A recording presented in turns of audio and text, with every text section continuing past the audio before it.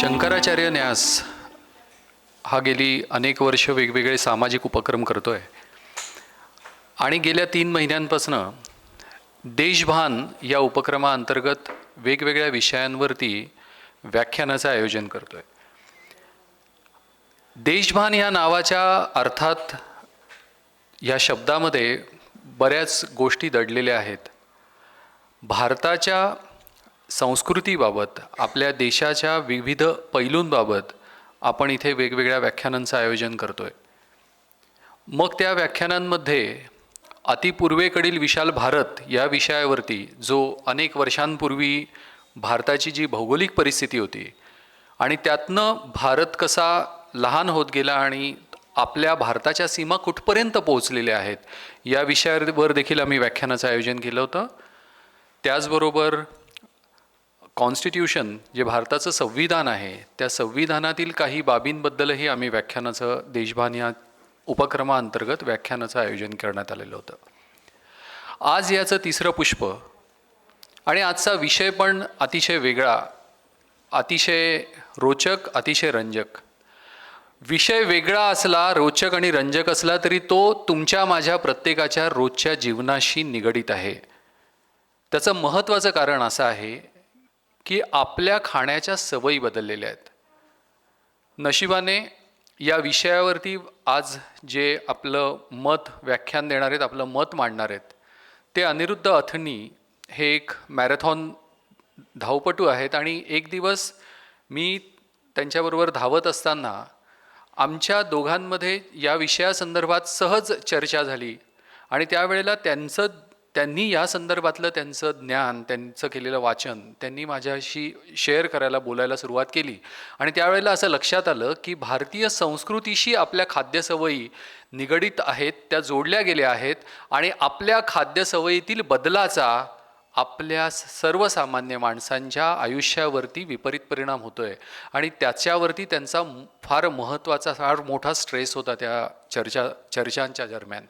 आणि मग मला असं जाणवलं की हा विषय हा आपल्या संस्कृतीशी निगडीत आहे आणि आपल्या संस्कृतीशी निगडीत आहे म्हटल्यानंतर आपल्या उपक्रमाशी देखील निगडीत आहे. आपले आजचे वक्ते अनिरुद्ध अथनी यांची नाशिककरांना ओळख आहेच, पण औपचारिकता म्हणून मी त्यांची आपल्याला सगळ्यांना ओळख करून देतो. अतिशय उत्तम धावपटू, हेल्थ कोच अनिरुद्ध अथनी हे गेल्या अनेक वर्षांपासून विविध देश विदेशातल्या मॅरेथॉन्समध्ये आपला सहभाग नोंदवत असतात. आपल्याला सगळ्यांना सांगायला आवडेल आणि आपल्यालाही ऐकायला आवडेल की गेल्या काही वर्षांमध्ये त्यांनी 100 मैल म्हणजे 160 किलोमीटरच्या 5 मॅरेथॉन्स केलेल्या आहेत. आणि त्या देखील वेगवेगळ्या देशांमध्ये. अमेरिकेतल्या 24 तास धावण्याच्या एका मॅरेथॉनमध्ये त्यांनी 171 किलोमीटर एवढं विक्रमी अंतर त्या 24 तासामध्ये पार केलेलं आहे.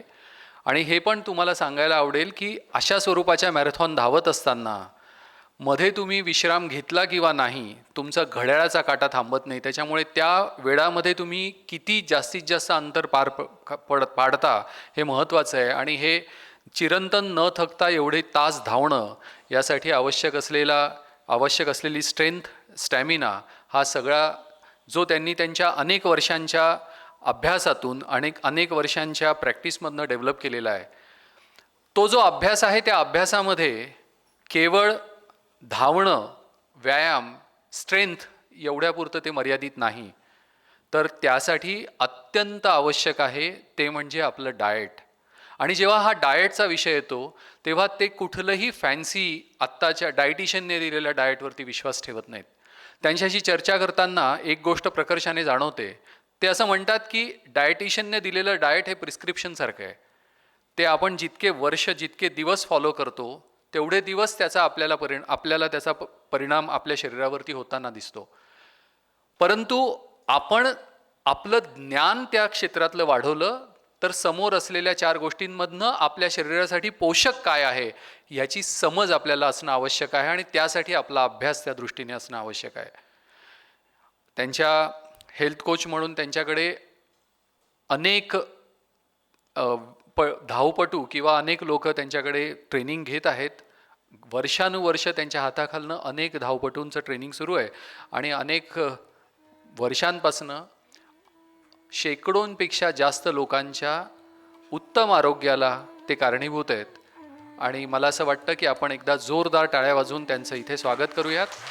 मी शंकराचार्य न्यासाचे कार्याध्यक्ष प्रमोद भार्गवे सर यांना विनंती करतो की कृपया त्यांनी अनिरुद्ध सरांचं स्वागत आणि सत्कार करावा.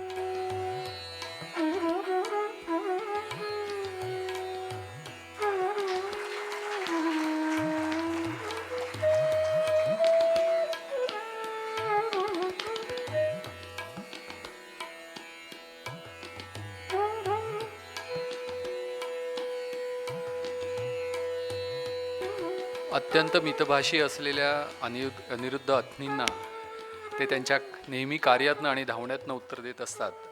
आज आपण त्यांना किमान तासभर बोलायला सांगणार आहोत. त्यांना ओळखणाऱ्या सगळ्यांनाच या बाबतीत काही प्रश्न असतील, परंतु आपल्या मनातले प्रश्न आपण त्यांच्या व्याख्यानानंतर ठेवूयात आणि निश्चितच प्रश्न उत्तराचा कार्यक्रम घेणार आहोत. मी अनिरुद्ध सरांना विनंती करतो की त्यांनी कृपया आपल्या व्याख्यानाची सुरुवात करावी. नमस्कार. आज या ठिकाणी उपस्थित सगळे हेल्थ एन्थुझियास्ट यांचं मी स्वागत करतो. मला एक सांगा की आज आत्ता जिथे एवढे जे उपस्थित आहेत त्यांच्यापैकी जेवण करून कोण आलेले आहेत आणि संध्याकाळचं रात्रीचं जेवण कोणी केलेलं आहे? रात्रीचं जेवण कोणी केलेलं आहे? Okay, fantastic. तर आपल्यापैकी ज्यांनी रात्रीचं जेवण करून जे आलेले आहेत तर त्यांचं मी अभिनंदन करतो.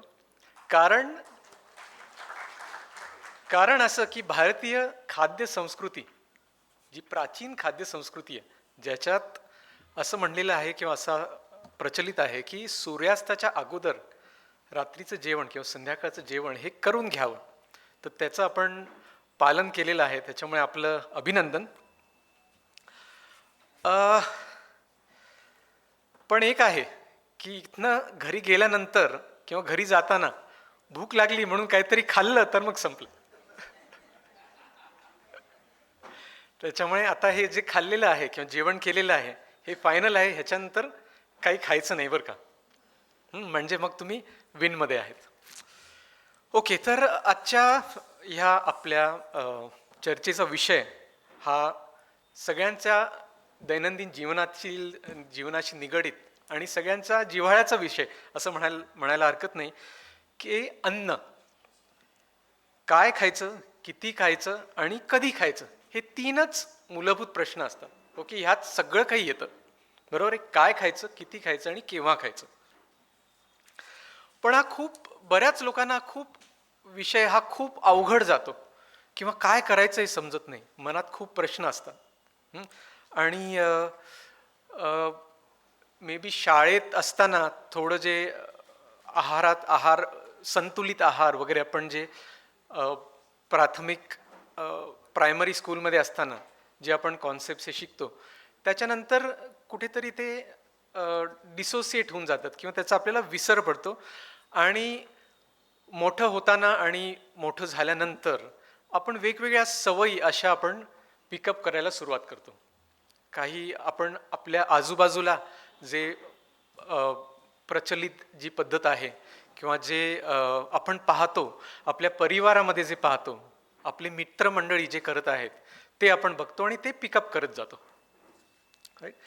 तर काय होतंय की हा अवघड विषय आहे आणि अवघड विषय वाटतो लोकांना आणि तो माझ्या मते तो विनाकारणच असा एक कॉम्प्लिकेटेड किंवा अवघड असा झालेला आहे. आपण थोडेसे फर्स्ट प्रिन्सिपल्सकडे जाऊन आपण जर का विचार केला तर बरंचसं सोपं होऊ शकतो. आणि तो विषय अवघड झाल्यामुळे होतं असं आहे की समाजामध्ये खाण्याशी निगडीत किंवा खाण्यामुळे आपलं अन्न जे आपण घेतो त्याच्यामुळे जे होणारे विकार आहेत, म्हणजे ज्याला आपण लाईफस्टाईल डिसीजेस म्हणतो, म्हणजे त्याच्यात डायबिटीज असेल, ब्लड प्रेशर असेल, हार्ट डिसीज असेल किंवा ओव्हरवेट असेल किंवा ओबेसिटी असेल, तर हे जे आपल्याला समाजामध्ये जे विकार दिसतात तर ह्याचं प्रमाण खूप जास्त प्रमाणात वाढलेलं आहे. तर 2 पिढ्यांपूर्वी साधारण म्हणजे एक 50-60 वर्षच्या अगोदर हा हा जो ही जी समस्या आहे किंवा हा प्रॉब्लेम जो आहे हा खूप कमी होता असं वाटत नाही का आपल्याला? लठ्ठपणा किंवा डायबिटीज किंवा हार्ट डिसीज हे खूप त्या मनाने खूपच कमी होते. लठ्ठपणाचं प्रमाण आज जर का आपण पाहिलं तर खूप जास्ती आहे समाजामध्ये. किंवा पूर्वी हार्ट अटॅक कुणाला आला तर ते ऑलमोस्ट न्यूज व्हायची त्याची, की हार्ट अटॅक आला आणि सगळीकडे चर्चा व्हायची. पण आज किती हे सामान्य असं झालेलं आहे. अमकाला 40 वर्षाचा व्यक्तीला हार्ट अटॅक आला, ठीक आहे आला, it is become very common thing. त्याचं हे जे ह्याच्या सगळ्या गोष्टी आहेत त्याचं कुठे ना कुठे आपण जो आहार घेतोय त्याच्याशी कुठे ना कुठे नातं आहे. त्याच्यामुळे हा विषय जो आहे तो खूप महत्त्वाचा आहे असं वाटतं मला. तर पूर्वीची खाद्य संस्कृती, ओके, तर हा आता प्रॉब्लेम बघा हा कसा आहे, ह्याची व्याप्ती किती आहे बघा. तर एक सर्व्हे घेण्यात आला आणि त्याच्यात असं दिसलं की शहरांमध्ये म्हणजे भारतीय शहरांमध्ये 73% तब्बल 73% म्हणजे 4 पैकी 3 व्यक्ती हे ओव्हरवेट आहेत. आणि 1 आउट ऑफ 2 म्हणजे 50% लोक हे ओबीस आहेत. ओबीस म्हणजे समजतं की ज्यांचं वजन प्रमाणापेक्षा जास्ती आहे, असे 50% जवळपास प्रमाण आहे. हे खूपच जास्त आहे. आजच्यापासून साधारण 60 वर्षांपूर्वी हे प्रमाण फक्त 10% होतं आणि आज हे 75% झालेलं आहे किंवा 73% झालेलं आहे. तर पूर्वी हा प्रॉब्लेम नव्हता. काय फरक होता पूर्वीच्या आणि आजच्या खाद्य संस्कृतीमध्ये? तर पूर्वीची खाद्य संस्कृती अशी होती की काही गोष्टी मी सांगू इच्छितो की एकतर सूर्योदय आणि सूर्यास्त ह्याच्यामध्ये जे काही खायचं ते खाऊन घ्यायचं. म्हणजे जेवण जे आहे ते सूर्योदय आणि सूर्यास्ताच्या मध्ये करून घ्यायचं. त्यानंतर जे खायचं ते बघा घरी बनवलेलं आणि ताजं अन्न खायचं. म्हणजे सुरुवातीला हे अशा प्रकारचे फळं आणि भाज्या असायच्या. त्यानंतर मग घरी बनवलेलंच पोळी भाजी भाकरी आणि वरण आमटी सॅलड वगैरे ह्या गोष्टी असायच्या.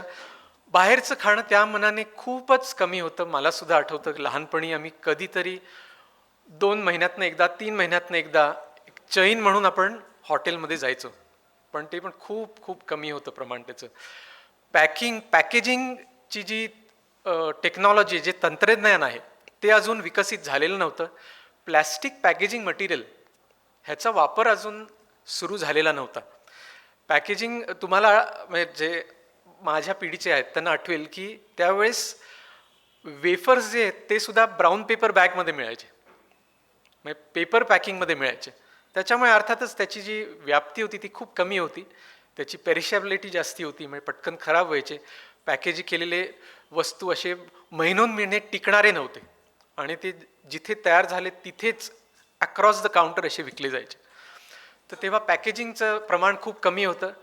पॅकिंग केलेले वस्तू तेव्हा एवढे अवेलेबल सुद्धा नव्हते, त्याच्यामुळे ते सुद्धा खूप कमी घेतले जायचे. तर मेनली घरी बनवलेलं घरी शिजवलेलं आणि ताजं अन्न असं आपण खात होतो. त्यानंतर अजून एक महत्त्वाचं म्हणजे आपल्याला मध्ये मध्ये खायची अशी सवय नव्हती त्यावेळेस. म्हणजे मला असं आठवतं लहान असताना मध्ये जर का म्हणजे नाश्ता झालाय आणि जेवणाची वेळ आहे, दुपारच्या जेवणाची वेळ आहे, ह्याच्यामध्ये जर का भूक लागली तर आई म्हणायची की नाही आत्ता काही खाऊ नको कारण जेवायच्या वेळेस तू काही खाणार नाहीस. पण आज काय झालेलं आहे, बच्चों को भूख लगी मॅगी खिलाओ, बरोबर आहे. असं एक मेसेज असा एक जो आहे तो मीडियामधनं हा असा प्रमोट केला जातोय. मॅगी एक एक्झाम्पल आहे. वेगवेगळे स्नॅक फूड्स म्हणजे वेगवेगळे पॅकेज स्नॅक्स, मग ते कुरकुरे असतील, पोटॅटो चिप्स असतील, चिवडा असेल, नमकीन असेल, XYZ हजारो प्रकारचे आज असे पॅक केलेले आयटम्स असे उपलब्ध आहेत. आणि त्याचं मार्केटिंग अशा पद्धतीने झालेलं आहे की ते मेनली जे बिझी मॉम्स आहेत म्हणजे जे महिला आहेत ज्यांना मुलं आहेत अशा महिलांना ते टार्गेट केलेलं आहे की अरे मुलाला भूक लागली तर त्याला पटकन 2 मिनिटात मॅगी तयार करून द्या किंवा एक पॅकेट उघडा आणि त्याला द्या. आणि तुम्ही हे देत नसला तर तुम्ही what kind of mother are you, अशा प्रकारचं मॅनिप्युलेटिव्ह असं एक मेसेजिंग किंवा असं कम्युनिकेशन असं मीडियामधनं चाललेलं आहे. आता नवीन खाद्य संस्कृती जी आहे, तर त्याच्याबद्दल बोलण्या अगोदर मी ही जी आपली चर्चा आहे किंवा माझं जे व्याख्यान आहे ते मी कसं स्ट्रक्चर केलं आहे त्याच्याबद्दल थोडंसं 2 भागात मी हे डिव्हाइड केलेलं आहे. पहिला भाग म्हणजे की खाद्य संस्कृती म्हणजे काय त्याच्याबद्दल थोडंसं, आणि आजच्या आपल्या ज्या सवयी आहेत खाण्याच्या, म्हणजे आजची आपली खाद्य संस्कृती जी आहे त्याच्यात त्याचे मेन पॉईंट्स काय आहेत किंवा त्याचे सायलेंट फीचर्स काय आहेत, ह्याच्यातल्या ज्या सवयी आहेत त्या over the period of time आपण कळत नकळत आपण त्या अवगत केलेल्या आहेत. तर हा पहिला भाग आहे. आणि दुसरा भाग असा आहे की आपल्याकडे जे शास्त्रीय ज्ञान आहे आणि आपले जे परंपरागत ज्या प्रचलित पद्धती आहेत तर त्या ह्या दोघांची सांगड घालून आणि थोडासा विचार करून आपल्याला एक चांगली अशी हेल्दी लाईफस्टाईल आणि एक नवीन अशी चांगली हेल्दी अशी खाद्य संस्कृती आपल्याला पुन्हा एकदा प्रचलित करता येईल का? आपल्या भारताच्या आपल्या समाजामध्ये आपले जे नागरिक आहेत त्यांच्यामध्ये हे जे लाईफस्टाईल डिसीजेसचं जे भीषण असं प्रमाण व्हायला लागलेलं आहे त्याच्यात कुठेतरी आपल्याला बदल करता येईल का? त्याच्यात सुधारणा आणता येईल का? जी लोकांची आज हॉस्पिटल्समुळे लाईफस्पॅन तर वाढलेला आहे, ओके, लाईफस्पॅन वाढलेला आहे नो डाऊट, पण हेल्थ स्पॅनसुद्धा वाढवता येईल का? तर त्याच्याबद्दल दुसऱ्या भागात आपण चर्चा करणार आहोत.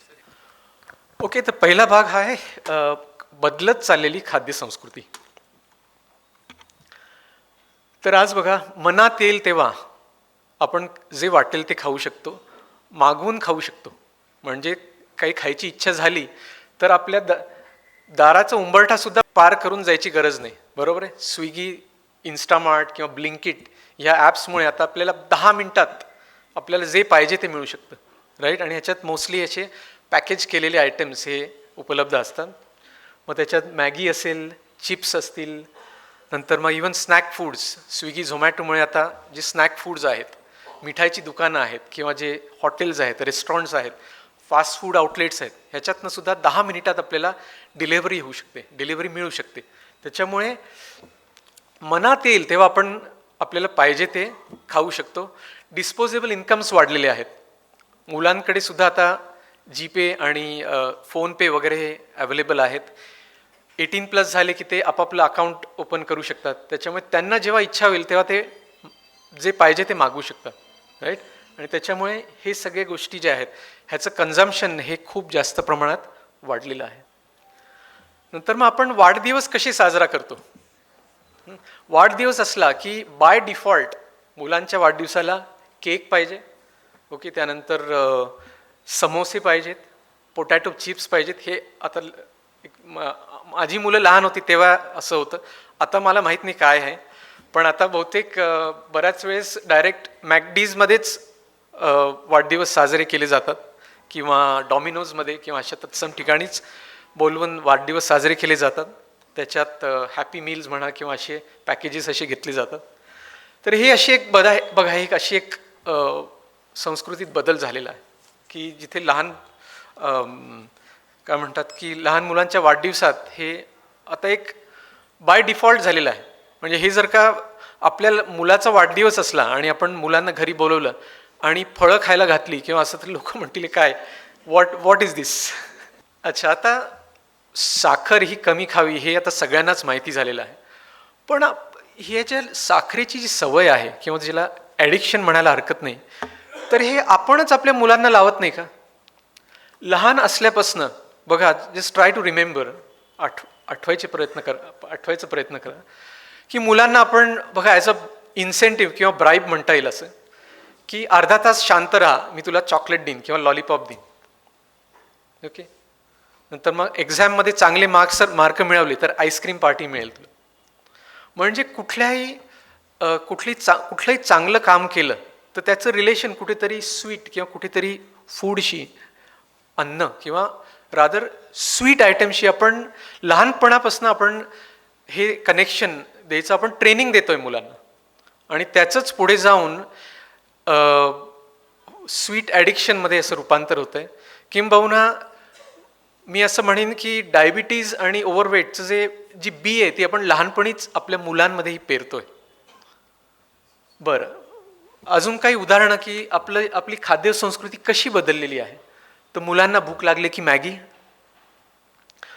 त्याच्यानंतर मुलांना सकाळ संध्याकाळ दुधामध्ये बोर्नव्हिटा किंवा बूस्ट घालून देणं आणि प्लस वरतून 1-2 चमचे साखरसुद्धा घालणं.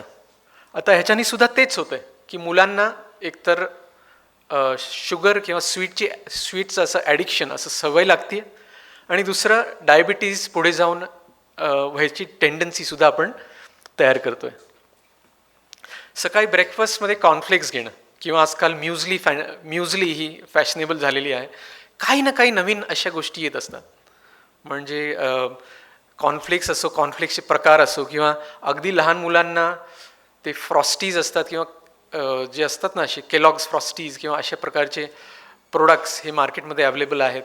मुलं बघतात किंवा एकमेकांशी चर्चा करतात आणि आईबापांना सांगतात की मला हे हवं आहे म्हणून, आणि ते मागवायला भाग पाडतात. सकाळी चहाबरोबर आपल्याकडे बिस्किट किंवा टोस्ट किंवा खारी खायची पद्धत आहे.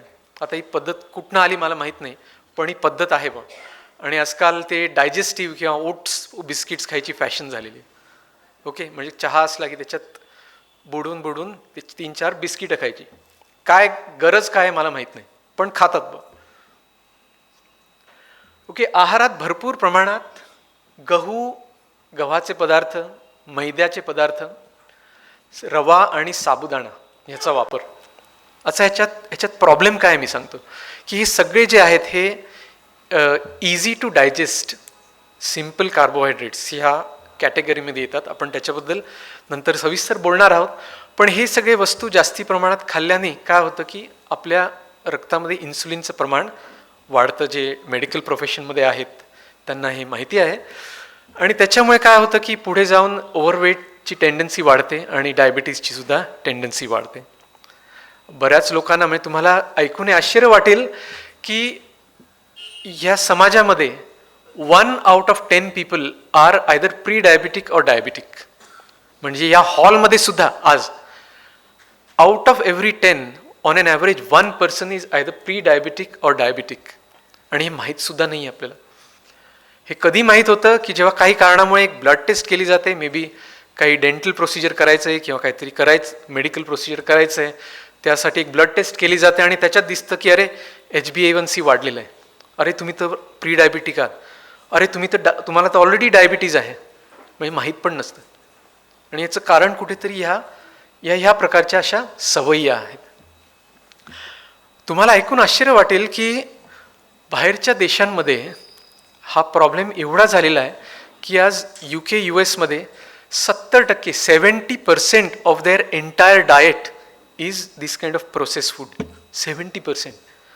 म्हणजे फक्त 30% ते घरचं खातात, बाकी 70% बाहेरचं खातात. आणि तोच ट्रेंड आता भारतात येऊ लागलेला आहे. म्हणजे आमच्या फील्डमध्ये मी जेव्हा हेल्थ कोचेस बरोबर चर्चा करतो तर मेट्रो सिटीजमध्ये आज IT क्षेत्रात जे काम करणारे आहेत ते अक्षरशः दिवसातनं 2-2 वेळेस हे स्विगी किंवा झोमॅटोमधनं ऑर्डर करून ते खात असतात. दिवसातनं 2दा, ट्वाईस अ डे.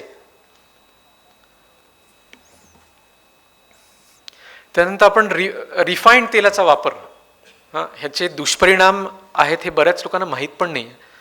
पण रिफाईंड तेलाचा सर्रास आपण वापर करतो. जे TV वरती किंवा मीडियामध्ये जे ॲडव्हर्टाइजमेंट्स असतात त्याच्यामध्ये एक सुपर रिफाईंड ऑइल, ओके, एकदम प्लॅस्टिकच्या पेट बॉटल्समध्ये एक असं चकचकीत असं तेल असतं, कलरलेस असतं, त्याला काही वास पण नसतो आणि ते पॅक केलेलं 1 वर्ष टिकतं. ओके, आणि असं तेल आपण वापरतो आणि आपल्याला वाटतं की वा किती छान, 1 वर्ष टिकतंय म्हणजे खूप चांगलं असणार आहे म्हणून टिकतंय. तर तसं नाही आहे. ते जे तेल आहे त्याला केमिकल प्रोसेसिंग करून, ओके, हाय टेम्परेचर प्रोसेसिंग करून त्याच्यातलं जे पूर्ण जे सत्व आहे किंवा त्याच्यातलं जो जीव आहे तो पूर्ण काढलेला आहे. ते तेल जे इट्स अ डेड ऑइल आणि तेच आपण वापरतोय. त्याच्यानंतर बाहेर आपण जेव्हा जातो आणि बाहेर हॉटेलमध्ये काही खातो किंवा बाहेरचं आपण पॅकेज केलेलं काही आयटम्स आपण जेव्हा फ्राईड आयटम्स घेतो तर त्याच्यात कुठलं तेल वापरलेलं असतं. मिठाईची दुकानं आहेत त्याच्यात कुठलं तेल वापरलेलं असतं. सगळ्यात स्वस्त आणि टिकाऊ जे तेल असेल तेच वापरलं जातं. ओके, तेच वापरलं जातं.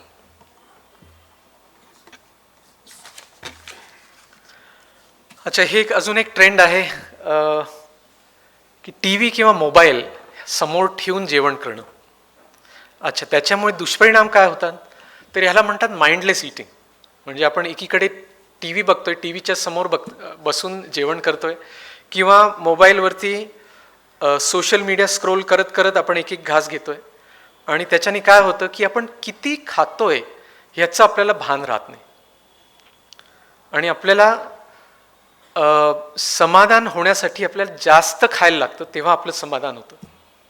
म्हणजे हे studies have shown this, research has shown this, की आपण जेव्हा कुठला तरी मीडिया किंवा मोबाईल फोन स्क्रोल करत किंवा टी व्ही समोर आपण जेव्हा जेवण करतो, आपण साधारण 10% जास्ती, आपल्याकडनं 10% जास्त खाल्लं जातं. आणि अर्थातच जास्त खाल्लं तर काय होणार आहे, आपलं वजन वाढणार आहे. बरोबर आहे. तर ह्या सगळ्याचा इफेक्ट असा होतोय की बहुतेक म्हणजे ॲडल्ट पॉप्युलेशनमध्ये सरासरी, मी ऑन एन ॲव्हरेज सांगतोय, की 25च्या वयानंतर 25 ते 50 ह्या वयामध्ये साधारण पर इयर दरवर्षी साधारण 1 किलो ऑन एन ॲव्हरेज दरवर्षी 1 किलो असं वजन जे आहे ते वाढत जातं. हे एक जनरल एक सर्वेमधनं एक असं ऑब्झर्वेशन झालेलं आहे. म्हणजे फॉर एक्झाम्पल जी बाई आहे तिचं लग्नाच्या वेळेस 45 किंवा 50 किलो वजन असेल, तिचं साधारण 50 वर्षाची झाल्यानंतर साधारण 70-75 किलो असं एवढं वजन झालेलं असतं. पुरुषांचंही तसंच आहे, म्हणजे it's one in the same. Okay, तर त्याच्या मागे कुठेतरी ह्या ज्या सवयी आहेत ह्या मेजरली कॉन्ट्रीब्युटर आहेत किंवा मेजरली कारणीभूत आहेत असं म्हणायला हरकत नाही. ओके, नंतर अजून काही उदाहरणं. जेव्हा आपण भेटवस्तू देतो, राखी आहे किंवा दिवाळी आहे, तर काय देतो आपण, मार्केटिंग आपल्याला कसं केलं गेलेलं आहे. ओके, हे अशा टाईपचं. ओके, आणि काय आहे, दिस इज प्युअर जंक. ह्याच्यात इज नॉट, बाहेरच्या देशांमध्ये ह्याला ॲक्च्युली चॉकलेट म्हणायला सुद्धा बंदी आहे. This is not allowed to be called chocolate, कारण त्याच्यात जो चॉकलेटमध्ये जो मेजर आयटम आहे, कोको आहे, तो एवढा कमी असतो की it is actually not a chocolate, it is actually sugar. ह्याच्यात या चॉकलेट्समध्ये 55 ते 60% साखर असते, आणि आपण हे घेतो, विकत घेतो सुद्धा, इतरांना भेटसुद्धा देतो आणि मुलांना सुद्धा खाऊ घालतो. I don't want to single out any brand, बहुतेक ब्रँड्स अशीच आहेत, पण एक उदाहरण दिलं फक्त. तर आपण why can't we give dry fruits, why cannot we give काजू किंवा बदाम का नाही देऊ शकत आपण. आपण जर का पाहिलं तर आपल्याला हे समजेल की अरे आपण आपण जेव्हा हे विकत घेतोय ह्याचा रेट जो आहे पर केजी रेट पाहिला तर हा काजू किंवा बदामपेक्षा किती वेळेस महाग असतो, आणि आपण हे भेट म्हणून देतोय. तर हा एक खूप मोठा झालेला बदल.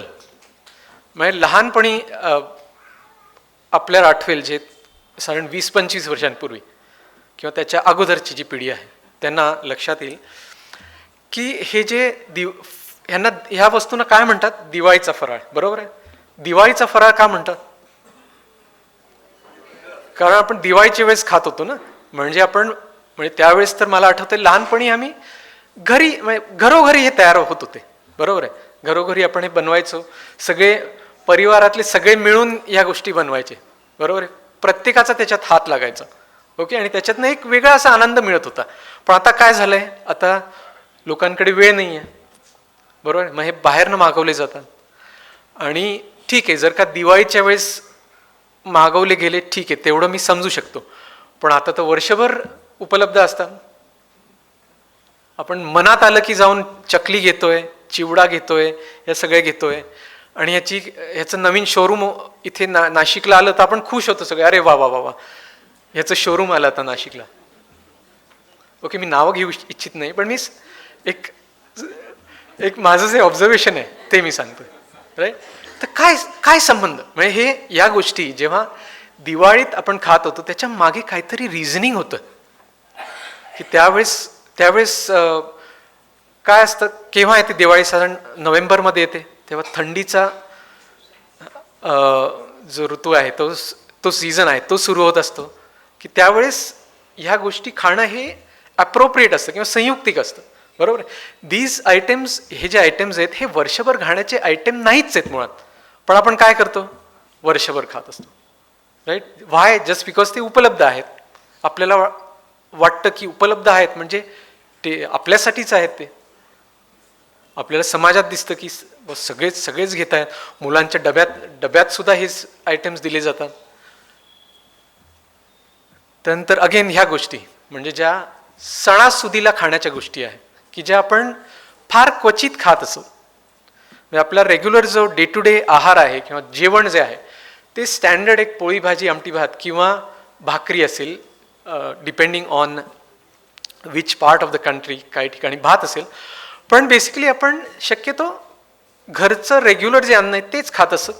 पण आता बघा ना, हे जे पुरणपोळी असेल, पुरणपोळी आपण होळीच्या दिवशी खायचो, पण आता तुम्ही ॲपवरनं पुरणपोळी मागू शकता.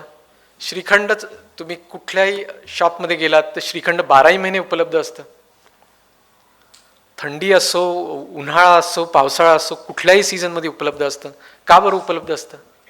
कारण मागणी आहे म्हणून उपलब्ध असतं. तर हे असं ह्या टाईपचं आपण जर का हे आपलं दिस इज आवर ट्रेडिशनल डाएट, आपण असं म्हणतो ना की दिस इज ट्रेडिशनल डाएट, आणि त्याच्या नावाखाली आपण वर्षभर हे खात राहतो. हे बरोबर आहे का? इज इट योग्य? हे योग्य आहे का सांगा मला? ज्या वेळेस योग्य असेल, ज्या वेळेस ॲप्रोप्रिएट असेल त्या वेळेस आपण ते खाऊ शकतो, but not through out the year. Okay, कुठेतरी आपण कंट्रोल लूज केले, वी हॅव लॉस्ट कंट्रोल असं म्हणायला हरकत नाही. ओके, तर हे काही मी उदाहरणं दिली की आपली संस्कृती कशी डिस्टॉर्ट होत चाललेली आहे, कशी विकृत होत चाललेली आहे. आणि दुसरा भाग जो आहे त्याच्यात मी चर्चा करणार आहे की ह्याच्यावरती सोल्युशन्स काय असू शकतात आणि पोषक आहार म्हणजे थोडे त्याच्यातले घटक काय आहेत. तर असं मी म्हणलं की जे सायंटिफिक नॉलेज आता जे आपल्याकडे आहे की काय खाल्ल्याने आणि केव्हा खाल्ल्याने, किती खाल्ल्याने आपल्या शरीरावरती काय इफेक्ट होतो, आपल्या हॉर्मोन्सवरती काय इफेक्ट होतो, तर ते सायंटिफिक नॉलेज याचा इनपुट घेऊन, त्याच्यानंतर मग आपले जे एज ओल्ड हे प्रॅक्टिसेस आहेत त्याचा इनपुट घेऊन, आणि शेवटी आपल्या शरीरावरती प्रत्येक गोष्टीचा काय इफेक्ट होतोय. कारण प्रत्येक जेवढे व्यक्ती तेवढ्या प्रकृती, बरोबर आहे. आणि प्रत्येक खाद्यपदार्थाचा प्रत्येकावरती थोडा थोडा का होईना वेगवेगळा इफेक्ट होत असतो. एक उदाहरण म्हणजे ॲलर्जीज. राईट? ॲलर्जीज म्हणजे एक जी ॲडव्हर्स रिॲक्शन काही वस्तू खाल्ल्यानंतर जी होते. जसं काही लोकांना पीनट ॲलर्जी असते, काहींना गव्हाचा त्रास होतो, चना डाळ खाल्ल्यावर त्रास होतो किंवा दुधाचा त्रास होतो. तर असं प्रत्येकाचा शरीराचा रिस्पॉन्स वेगवेगळा असतो. तर आपल्या शरीरावरती कुठल्या वस्तूचा कसा रिस्पॉन्स होतोय ह्याच्याबद्दल आपण थोडंसं माइंडफुल राहिलो तर ह्या सगळ्याचं एक इनपुट्स घेऊन आपण एक आपल्यासाठी एक इफेक्टिव्ह असं आपण डाएट फॉलो करू शकतो असं वाटतं मला. ओके, तर पहिला म्हणजे जे मेजर घटक असतात त्यातला पहिला घटक म्हणजे हा मी प्रोटीन्स ह्याच्याबद्दल बोलू इच्छितो. त्याच्यात आपण पाहतोय सगळे जे प्रोटीनयुक्त पदार्थ आहेत. तर प्रोटीन हे तीनपैकी पहिलं आणि सगळ्यात महत्त्वाचं असं एक न्यूट्रिएंट आहे जे आपल्याला ह्या गोष्टींमधनं मिळतं. मेनली व्हेजिटेरियन सोर्सेस म्हणजे त्याच्या डाळी, नंतर मग डेअरी प्रोडक्ट्स, दुग्धजन्य पदार्थ जसे काही दही, ताक, त्याच्यानंतर चीज असेल, पनीर असेल, ह्या सगळ्या गोष्टी. त्यानंतर नट्स अँड सीड्स म्हणजे बदाम, अक्रोड वगैरे हे जे नट्स असतात, त्याच्यानंतर सीड्स जे असतात म्हणजे बीज वेगवेगळे, राईट, ते. त्यानंतर काही भाज्यांमधनं पण थोड्या कमी प्रमाणात पण आपल्याला मिळतं. त्यानंतर कडधान्य हा एक महत्त्वाचा सोर्स आहे, त्याच्यातनं आपल्याला प्रोटीन मिळतं. डाळी आहेत, वेगवेगळ्या प्रकारच्या आपल्या भारतात डाळी मिळतात, त्यातनं प्रोटीन मिळतं. आणि जे मांसाहारी नॉन व्हेजिटेरियन जे खातात त्यांच्यासाठी बरेच सोर्सेस आहेत. मीठ आहे, एग्ज असेल, फिश आहे, ह्याच्यातनं प्रोटीन्स मिळतात. प्रोटीनचं महत्त्व काय आहे, का लागतात आपल्याला प्रोटीन? तर एक तर मसल डेव्हलपमेंटसाठी, आपल्या शरीरात जे स्नायू आहेत ते स्नायू बळकट करण्यासाठी प्रोटीनची आवश्यकता असते. Proteins are the building blocks of our body, जर का प्रोटीन्स मिळाले नाही तर स्नायूंची वाढ होऊ शकत नाही. तसंच आपली ताकद जी आहे ती मेंटेन करण्यासाठी प्रोटीनची आवश्यकता आहे. प्रोटीनची जर का सातत्याने कमतरता असली तर काय होतं की आपली ताकद जी आहे ती कमी कमी होत जाते.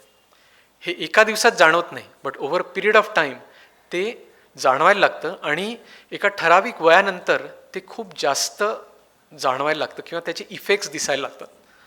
ह्याला एज रिलेटेड मसल लॉस असं म्हणतात. सार्कोपिनिया हा त्याचा सायंटिफिक वर्ड आहे. त्याच्यामागे लॅक ऑफ प्रोटीन डेफिशियन्सी हे एक मेजर कारण आहे. त्याच्यानंतर रोगप्रतिकारशक्ती, इम्युनिटी ज्याला म्हणतात, तर ती मेंटेन करण्यासाठी सुद्धा प्रोटीनची आवश्यकता असते. आपले जे शरीरात वेगवेगळे हॉर्मोन्स असतात ते सुद्धा प्रोटीन्स वापरूनच तयार केले जातात. तर त्याच्यामुळे हॉर्मोन्स मेंटेन करण्यासाठी प्रोटीनची आवश्यकता असते. आपले जॉईंट्स आणि बोन्स ह्याची हेल्थ मेंटेन करण्यासाठी आपण हे ऐकतो की बोन्ससाठी कॅल्शियम महत्त्वाचे, हे आपण लहानपणापासून ऐकत आलेलो आहे, बरोबर ना. पण आपल्याला हे माहिती आहे का की प्रोटीन जे बोन्सचं फ्रेमवर्क आहे ते प्रोटीन्सनी तयार होतं. म्हणजे असं बिल्डिंगचं जे स्ट्रक्चर असतं ना, स्ट्रक्चर त्याच्यात जे कॉन्क्रीटचे जे कॉलम्स असतात आणि बीम्स असतात तसे आपल्या बोन्स, आपल्या हाडांमध्ये जे स्ट्रक्चर असतं ते प्रोटीन्सनी बनवलेलं असतं. आणि प्रोटीन्स जर का कमी असले तर ते हाडं जे आहेत ती ब्रिटल ठिसूळ जे होतात तर ते होणं जे आहे ते ॲक्सलरेट होणार आहे, राईट. त्याच्यानंतर बोन्स आहेत, बोन्समधले जे जॉईंट्स आहेत, ते जॉईंट्समधले जे पार्ट्स आहेत ते सुद्धा प्रोटीन्समधूनच तयार झालेले असतात. त्याच्यामुळे प्रोटीन्स हे खूप सगळ्यात कमालीचं असं महत्त्व आहे प्रोटीन्सना. आणि प्रोटीन्स हे आपल्याला डेली बेसिसवरती म्हणजे दररोजच्या आहारात आपल्याला ते आवश्यक असतं. मग असं नाही की आपण 7 दिवसाचं प्रोटीन एकदम घेतलं आणि मग पुढचे 7 दिवस काहीच घेतलं नाही, तर तसं नाही चालत. डेली आपल्याला एक प्रोटीनची रिक्वायरमेंट असते. कोणी मला सांगू शकतं की किती प्रोटीन लागतं आपल्याला पर डे? किती प्रोटीनची रिक्वायरमेंट असते? Yes, very good. येस, तर हे एक जनरल अशी एक गाईडलाईन आहे की जेवढं आपलं वजन आहे तेवढे ग्रॅम्स हे दररोज आपल्याला प्रोटीनची आवश्यकता असते. म्हणजे आपलं वजन जर का 60 किलो असेल तर दररोज 60 किलो हे 60 ग्रॅम एवढं चांगल्या प्रतीचं प्रोटीन हे आपल्याला आवश्यक असतं आपली जी स्ट्रेंथ आहे ती मेंटेन करण्यासाठी, आपलं मसल मास आहे जे मेंटेन करण्यासाठी. मग ज्यांना ते इम्प्रूव्ह करायचं आहे, ओके, ज्यांना ते स्ट्रेंथ वाढवायची आहे, ज्यांना मसल मास इम्प्रूव्ह करायचं आहे, जे एक्सरसाइज करतात, जे रनिंग करतात किंवा जे स्पोर्ट्समध्ये आहेत किंवा वाढत्या वयातली मुलं आहेत, तर त्यांना त्यांची गरज अजून जास्त असते. म्हणजे जे वॉकिंग करतायत किंवा हलका असा व्यायाम करतायत त्यांच्यासाठी ही 1.2 ग्रॅम्स असं रेकमेंडेशन आहे. त्याच्यानंतर जे थोडासा जास्त व्यायाम करतायत किंवा रनिंग करतायत ह्यांच्यासाठी ते 1.5 ग्रॅम्स एवढं रिकमेंडेड आहे. आणि जे ऑफकोर्स बॉडी बिल्डिंग करतायत त्यांच्यासाठी ती अजून जास्ती आहे, 2 ग्रॅम किंवा 2.5 ग्रॅमपर्यंत सुद्धा ही गरज असते. ओके. आणि जसं मी सांगितलं की ते जर का घेतलं नाही, तेवढं घेतलं नाही तर काय होतं, तर over a period of time आपला मसल मास जो आहे, आपला शरीरातील स्नायूंचं जी क्वांटिटी आहे ती कमी कमी होत जाते. जेवढी ॲक्टिव्हिटी लेवल जास्त असेल तेवढं जे आहे प्रोटीनची आवश्यकता ही जास्त असते. आता हां,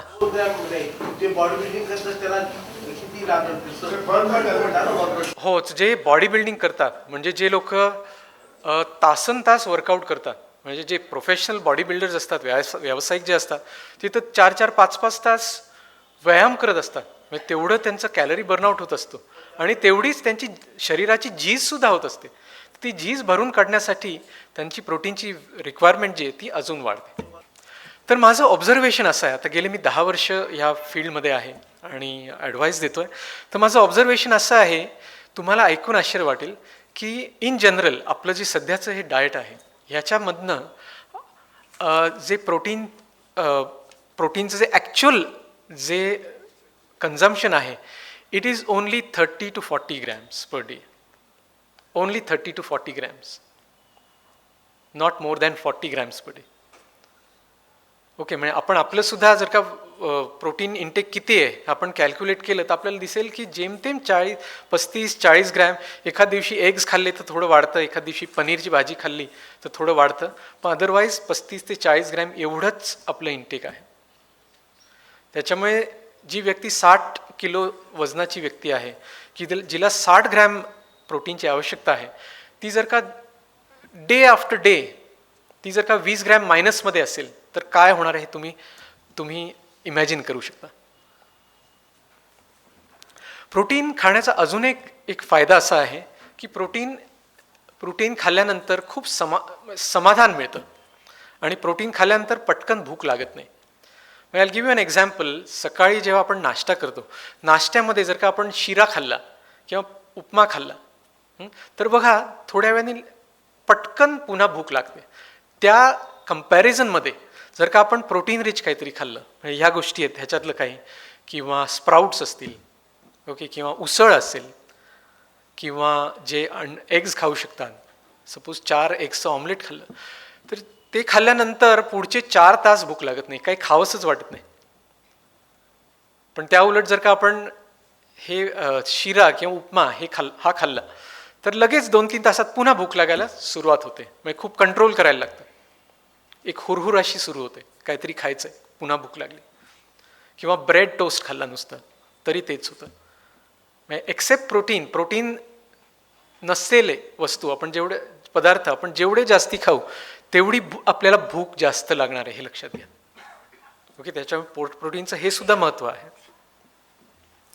दुसरा घटक म्हणजे कार्बोहायड्रेट्स. हा बेसिकली एक ज्याला म्हणतात ना की एनर्जी सोर्स असा आहे. तर ह्याच्यात प्रकार आहेत वेगवेगळे. म्हणजे कार्बोहायड्रेट्स हा ॲक्च्युली खूप ह्याच्यात बरेचसे पदार्थ येतात. It's not just one item, बरेचसे पदार्थ येतात. म्हणजे फॉर एक्झाम्पल फळं आणि भाज्या हे सुद्धा एक मेजर कार्ब्सचं सोर्स आहे. त्याच्यानंतर कडधान्य हे प्रोटीन्समध्ये सुद्धा येतात आणि कार्बोहायड्रेट्समध्ये सुद्धा येतात. त्याच्यात सुद्धा बऱ्याच प्रमाणात कार्ब्स आपल्याला मिळतात. त्याच्यानंतर हे असे रूट व्हेजिटेबल्स आहेत, म्हणजे बीट असेल किंवा स्वीट पोटॅटो ज्याला म्हणतात, रताळं असेल किंवा बटाटे असतील, हे सुद्धा मेजर सोर्स ऑफ कार्ब्स आहेत. त्याच्यानंतर हे जे स्वीट फ्रूट्स आहेत ह्याच्यातनं सुद्धा आपल्याला कार्ब्स मिळतात. आणि मग हे जे प्रोसेस केलेले आयटम्स आहेत, म्हणजे धान्य दळून जे बनवलेले आयटम्स आहेत ते दिसतील आपल्याला इथे, किंवा ज्याला रिफाईंड ग्रेन्स सुद्धा म्हणतात इंग्लिशमध्ये, त्याच्यातनं तयार केले ह्या सगळे पदार्थ आहेत. त्याच्यात हे मी 5 प्रकार दाखवले तुम्हाला. आणि अजून एक लास्ट म्हणजे एक ज्याला जंक फूड म्हणतात, म्हणजे जे बेकरी आयटम्स असतील किंवा स्वीट आयटम्स असतील, ओके, डेझर्ट असेल, आईस्क्रीम असेल, ओके, ते जे पेस्ट्रीज असतील, हे सगळे जे आयटम्स आहेत, क्रीम बिस्किट असतील, ते सगळे, that is I would say the worst kind of carbohydrate. तर हे जे कार्ब्सचे वेगवेगळे प्रकार आहेत ह्याचा आपल्या शरीरावरती वेगवेगळा इफेक्ट होतं. So all carbs are not the same. Okay, तर this I would say is the best kind of carbs असं मी म्हणेन. कारण ह्याच्यात बघा ना, एवढे सगळे किती रंग आहेत ह्याच्यामध्ये. ओके, 7ही रंग आहेत, ऑल 7 कलर्स आहेत, बरोबर. तर त्याच्यातनं आपल्याला वेगवेगळ्या प्रकारचे न्यूट्रिएंट्स असे मिळत असतात. म्हणजे कुठल्या फळात, म्हणजे कुठल्या भाजीमधनं आपल्याला मॅग्नेशियम मिळत असेल, कशातनं झिंक मिळत असेल, कशातनं पोटॅशियम मिळत असेल, किंवा काही वेगवेगळे प्लांट केमिकल्स असतात की जे आपल्यासाठी बेनिफिशियल असतात. तर असे वेगवेगळे केमिकल, जसे द्राक्षामधनं आपल्याला काही असे फायटोकेमिकल्स असतात जे मिळतात आपल्याला, काही अँटीऑक्सिडंट्स असतील की जे मिळतात आपल्याला. आणि ह्याच्यात बघा साखरेचं प्रमाण खूप कमी असतं. These are not sweet items, right. त्याच्यामुळे ह्याच्यात कॅलरीज त्या मानाने कमी असतात आणि न्यूट्रिशन जास्त असतं. त्याचबरोबर ह्याच्यात फायबर पण खूप असतं. त्याच्यामुळे खाल्ल्यानंतर एकतर डायजेशन म्हणजे पचनक्रिया जी आहे ती सुरळीत व्हायला मदत होते आणि दुसरं पोटसुद्धा भरतं. हा दुसरा जो प्रकार आहे, दुसरं जे हे आहे सोर्स आहे ते म्हणजे कडधान्य. ह्याच्यात जे असलेले कार्ब्स आहेत ह्याचा प्रकार वेगळा आहे. आणि ह्या कार्ब्समुळे आपल्यास अगेन हे पटकन डायजेस्ट होत नाहीत.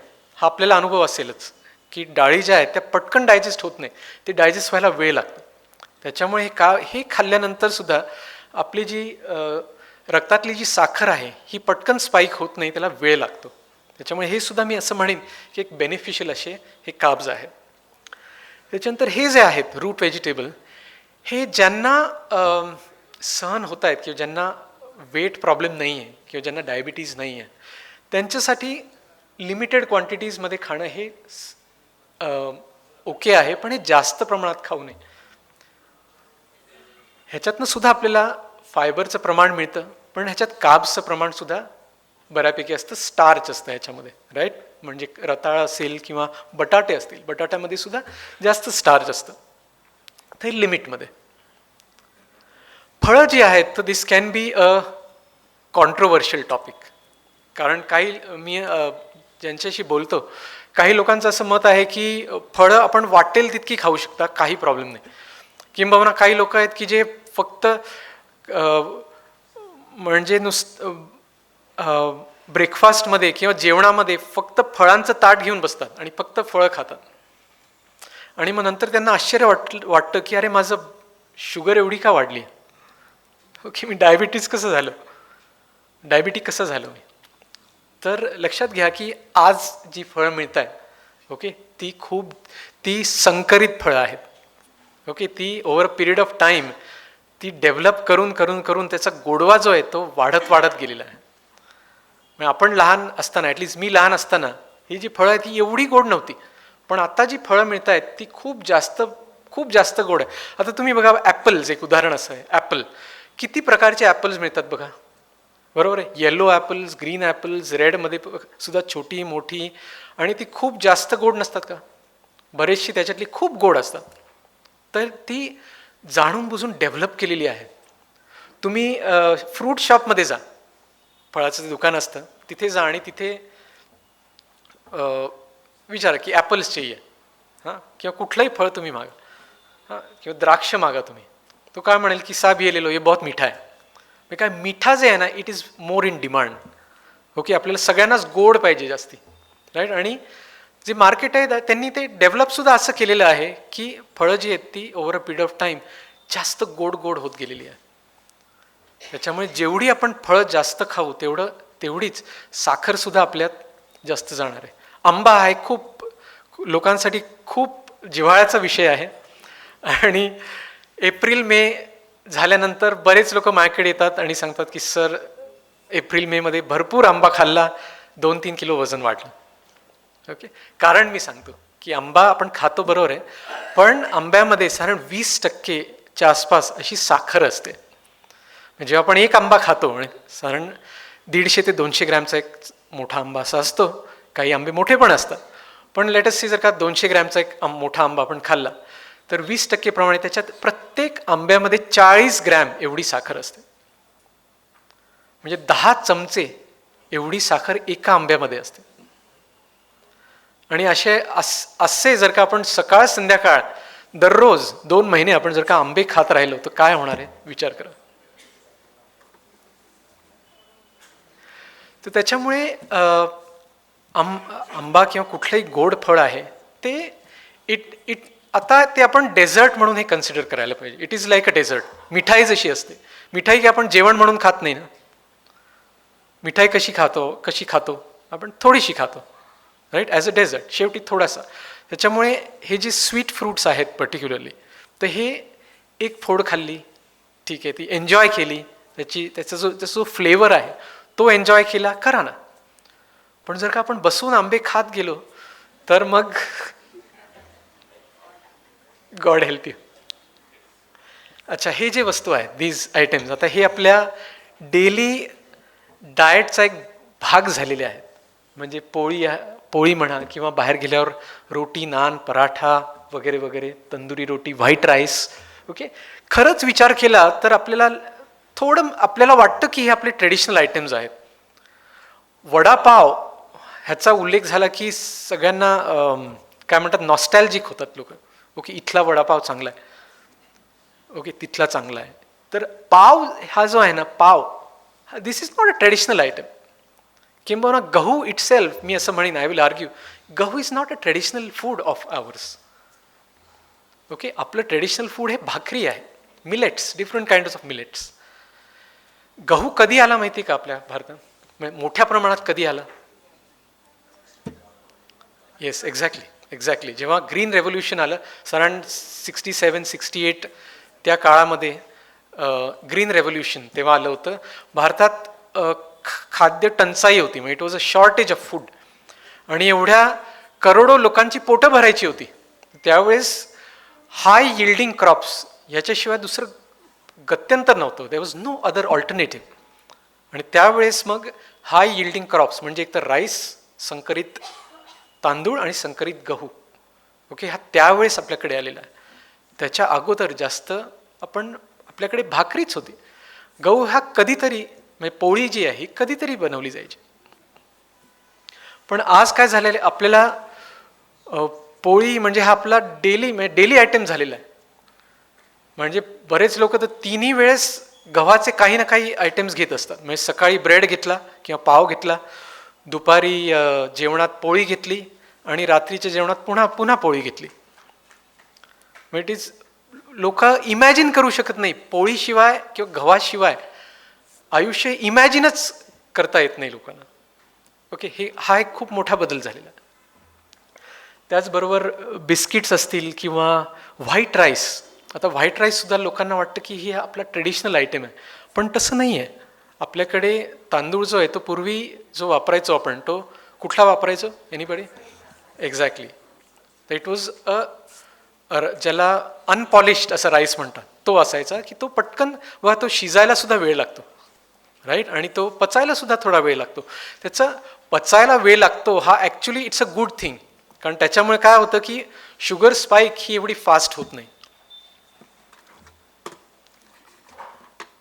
तर हे जे गोष्टी आहेत, ह्या ज्या वस्तू आहेत, हे माझ्या मते कधीतरी खायला ठीक आहे. Okay, once in a while. मी असं नाही म्हणणार की these are not poison. Okay, तसंच even all these South Indian items, these are very easy to digest. Okay, तर for most of us dishes, मी म्हणतो डीजेज म्हणजे काय, डेस्क जॉकीज, की जे आपण अंग मेहनत करत नाही आहे, राईट, अशा व्यक्तींसाठी हे कधीतरी खाल्लेले ठीक आहेत, बट नॉट एव्हरी डे. तिसरा मुख्य घटक म्हणजे fats. Okay, now fats has got again polarising opinion. It has got a good name also. काही लोकांचं मत आहे की नाही, फॅट्स हे आहारात पाहिजेच. ओके, सगळंच काही पाहिजे, फॅट्ससुद्धा पाहिजेत.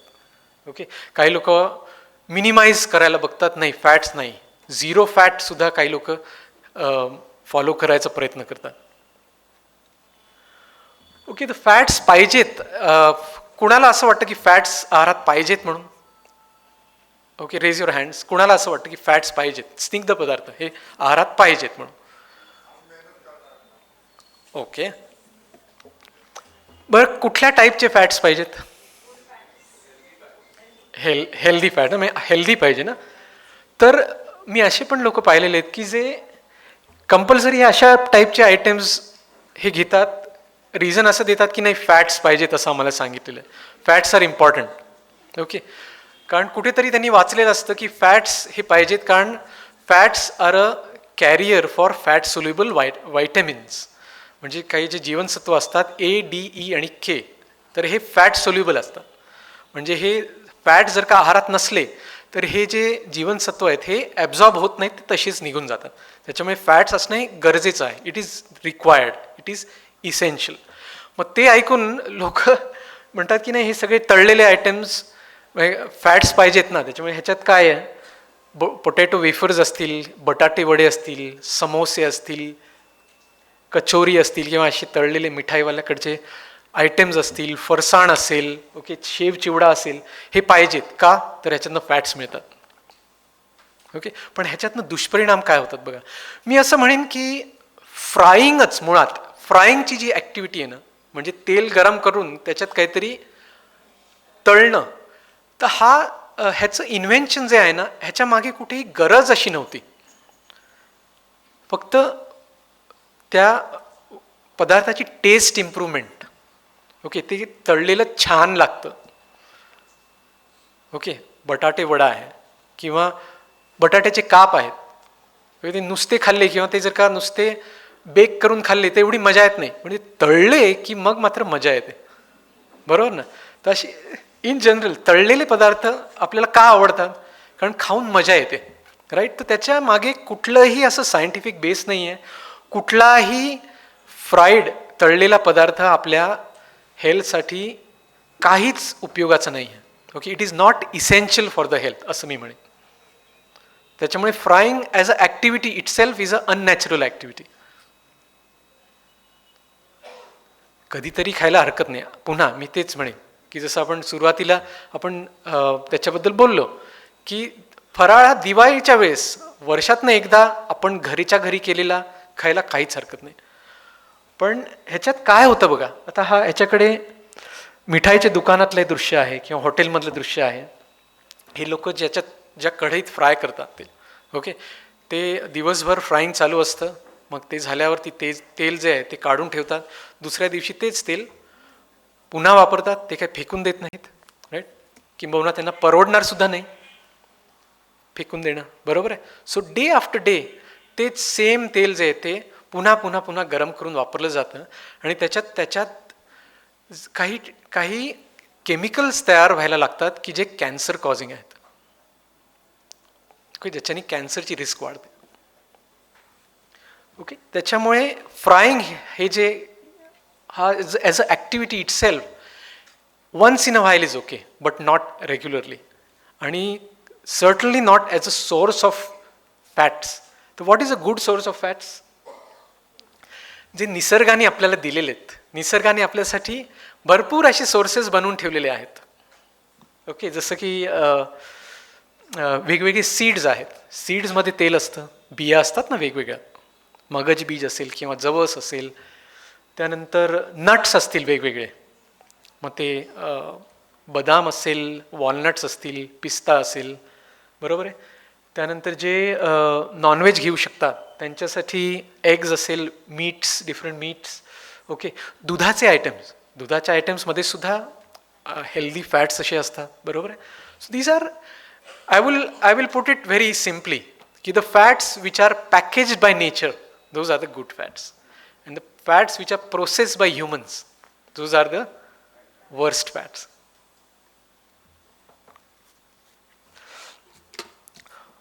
ओके, तर हे मेजर जे पोषणातले जे घटक आहेत, प्रोटीन्स, फॅट्स आणि कार्ब्स, ह्याच्याबद्दल आपण बोललो.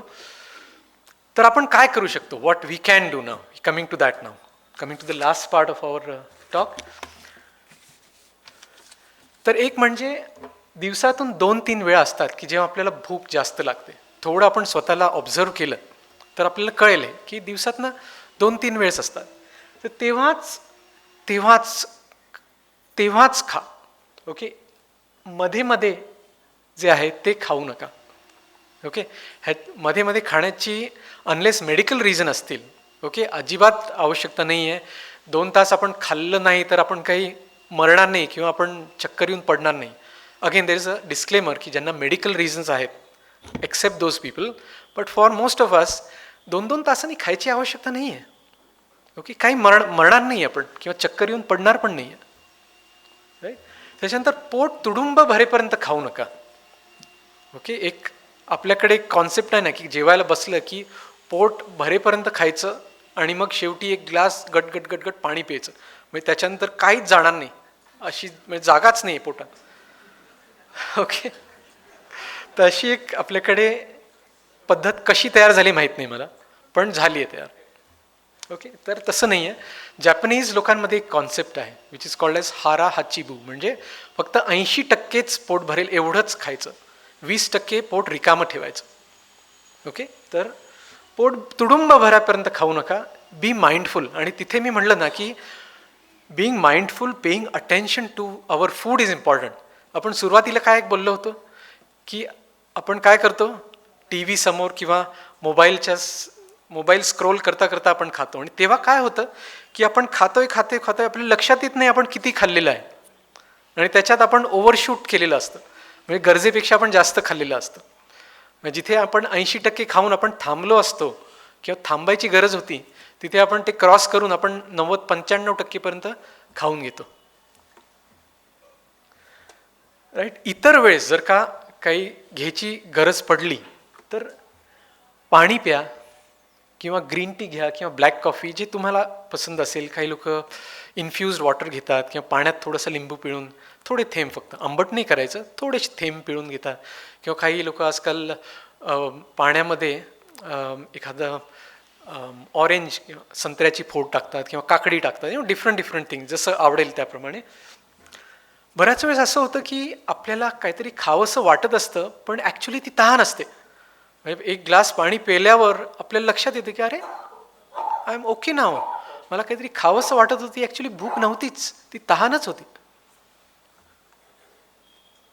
ओके, हे आपण बोललो होतो की मध्ये मध्ये खाऊ नका, ही खूप घातक सवय आहे, कारण त्याचे वेगवेगळे दुष्परिणाम आहेत. मध्ये मध्ये जे खातो आपण सहसा ते स्नॅक फूड्स असतात, म्हणजे जे आपल्याला नाही खायला पाहिजे अशाच गोष्टी आपण मध्ये मध्ये खातो. बरोबर, जेवणाचं तर आपण मध्ये मध्ये खात नाही.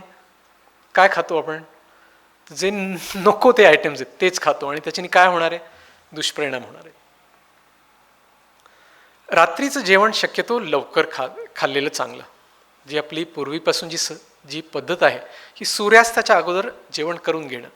आपल्याकडे आज काही आहेत की ज्यांनी जेवण करून आले, मी सुद्धा जेवण करून आलेलो आहे.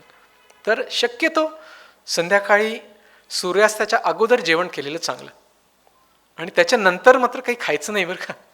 म्हणजे 6 वाजता जेवण करून घेतलं आणि मग 9 वाजता काहीतरी भूक लागली म्हणून काहीतरी खाल्लं, तर तसं नाही करायचं. ओके, हळूहळू. म्हणजे आज जर का आपल्या समाजात सवय काय आहे लोकांना, 8:30, 9, 9:30, काही लोक तर अजून उशिरा जेवण करतात. तर मी असं नाही म्हणणार की उद्यापासून लगेच 5:30, 6 वाजता जेवण करा, असं नाही मी म्हणणार. Step by step. म्हणजे आज 9 वाजता जेवण करत असाल तर त्याचं 8:30 करा, स्टेप बाय स्टेप. अर्धा तास आपण कमी करत गेलो तर आपल्या शरीराला सुद्धा त्याची सवय व्हायची आपण संधी देतोय. ओके, आणि सवय लागते. आमच्याकडे सुद्धा पूर्वी रात्री 8, 8:30 वाजता जेवण व्हायचं, पण आता आमच्याकडे आम्ही 6:30, 7च्या आत तर शक्यतो जेवण करून घेतोच. म्हणजे 7च्या नंतर आम्ही जेवण करतच नाही. रात्रीचं जेवण आता बऱ्याच परिवारांमध्ये असं होतं की सकाळी कामावर काम सुरू करायची घाई असते, त्याच्यामुळे सकाळी पटकन चहा प्यायला बिस्किट बुडवून खाल्लं किंवा टोस्ट खाल्लं किंवा कॉर्नफ्लेक्स खाल्ले आणि निघून गेलं.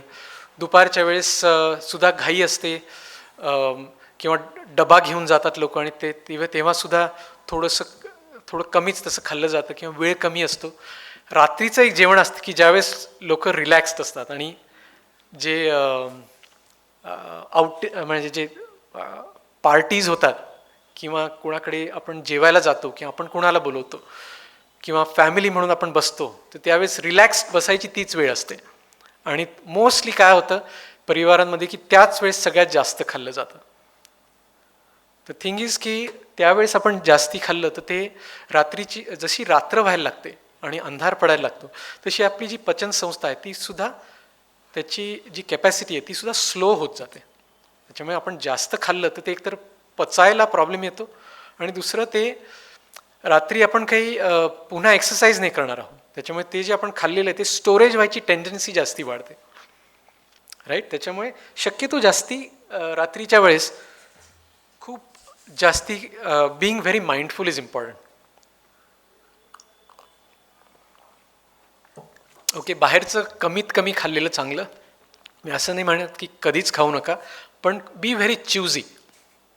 ओके, आय वुड से 2 आठवड्यातनं एकदा is a reasonable frequency. But जे बऱ्याच आज अर्बन इंडियामध्ये दिसतं की शनिवार रविवार आला की घरी चूलच पेटत नाही. राईट. तर हे जे आहे ना, हे कुठेतरी आपल्यालाच कुठेतरी त्याच्यावरती कंट्रोल करणं खूप आवश्यक आहे, गरजेचं आहे. मी म्हणेन की व्हाय नॉट, म्हणजे चेंज पाहिजे ना, why not pack your food, pack your breakfast, बाहेर जाऊन picnic, have a picnic, take your food with you, go out and have a picnic. मी लहान होतो तेव्हा मला आठवतं की आम्ही बाहेर जायचं असलं सॅटर्डे किंवा संडेला टिपिकली आम्ही पॅक करून जेवण घ्यायचो किंवा जे ब्रेकफास्ट आहे ते घ्यायचो आणि बाहेर जायचो, बाहेर जाऊन खायचो, वनभोजन करायचो. जरुरी थोडी नाही की प्रत्येक बाहेर जायचं चेंज म्हणजे हॉटेलमध्येच जायला पाहिजे. कुठे लिहून ठेवलेलं आहे असं? राईट. किंवा घरच्या घरी आपण त्या दिवशी why not everybody come together and make something different. Cooking म्हणजे even the men and the children also, why not everybody contribute something. आणि सगळ्यांनी मिळून काहीतरी बनवू शकतो का आपण. ओके, आठवडाभर तर ती मोस्टली ती बाईच घरातली बनवते, but why not on the weekend everyone contribute. काहीतरी चेंजच पाहिजे ना आपल्याला. जरुरी नाही का की ती हॉटेलमध्ये जाऊनच खायला पाहिजे. पॅकेटमधले पदार्थ, this a very big problem in India. Okay, पॅकेटमधले पदार्थ जेवढे कमी खाल्लेले चांगले. आणि मी असं म्हणेन की ह्याचं जे आहे ना, control starts when you go shopping. जेव्हा शॉपिंग करतोय ना त्यावेळेस आपण आपल्या ह्याच्यात काय टाकतोय, what we are putting in our shopping cart, तेव्हा भान असणं खूप गरजेचं आहे. ओके, तेव्हा जस्ट डोंट पुट एनिथिंग. जेव्हा ते घरी येणार नाही तेव्हा ते खाल्लं पण जाणार नाही. राईट, घरी आणलेलं असलं की मग ते खाल्लं जातं. कारण जेव्हा भूक लागते तेव्हा मग आपलं बऱ्याच वेळेस जे आहे ते समोर आहे ते खाल्लं जातं. जागरूक होण्याची गरज आहे. म्हणजे आज जे पॅकेट्स आहेत त्याच्यात by law they have to mention की किती साखर आहे, ओके, किती फॅट्स आहेत, काय घटक पदार्थ आहेत त्याच्यात. पॅकेट्समध्ये, पॅकेज फूडमध्ये जेव्हा तुम्हाला दिसेल की काही फूड ॲडिटिव्ज आहेत, प्रिझर्वेटिव्ज आहेत, आर्टिफिशियल कलर्स आहेत, फ्लेवर्स आहेत, फ्लेवर एनहॅन्सर्स आहेत. There are more than 3000, how many 3000 additives which are used in the food industry.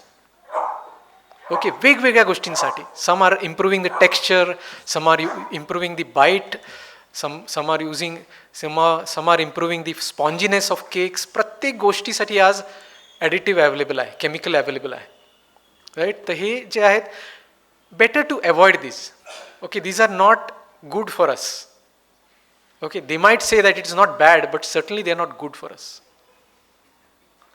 Okay, आणि लक्षात घ्या, आपलं आरोग्य जे आहे ते आपली जबाबदारी आहे. कोणी दुसरं किंवा विक्री करणारा जो आहे ते काही तुमचे आईबाबा नाही आहेत. Okay, they are not worried about your health. You have to be worried about your own and your family's health. Right, ज्याला विकायचं आहे त्याला फक्त आणि फक्त त्याचं प्रॉफिट दिसतोय आणि त्याचं मार्जिन दिसतंय आणि त्याची विक्री दिसते. Okay, I won't blame them also. They have got to feed their own family. They are running a business after all, right? There are different businesses. People are doing different businesses in this world, right? And they might be working honestly also.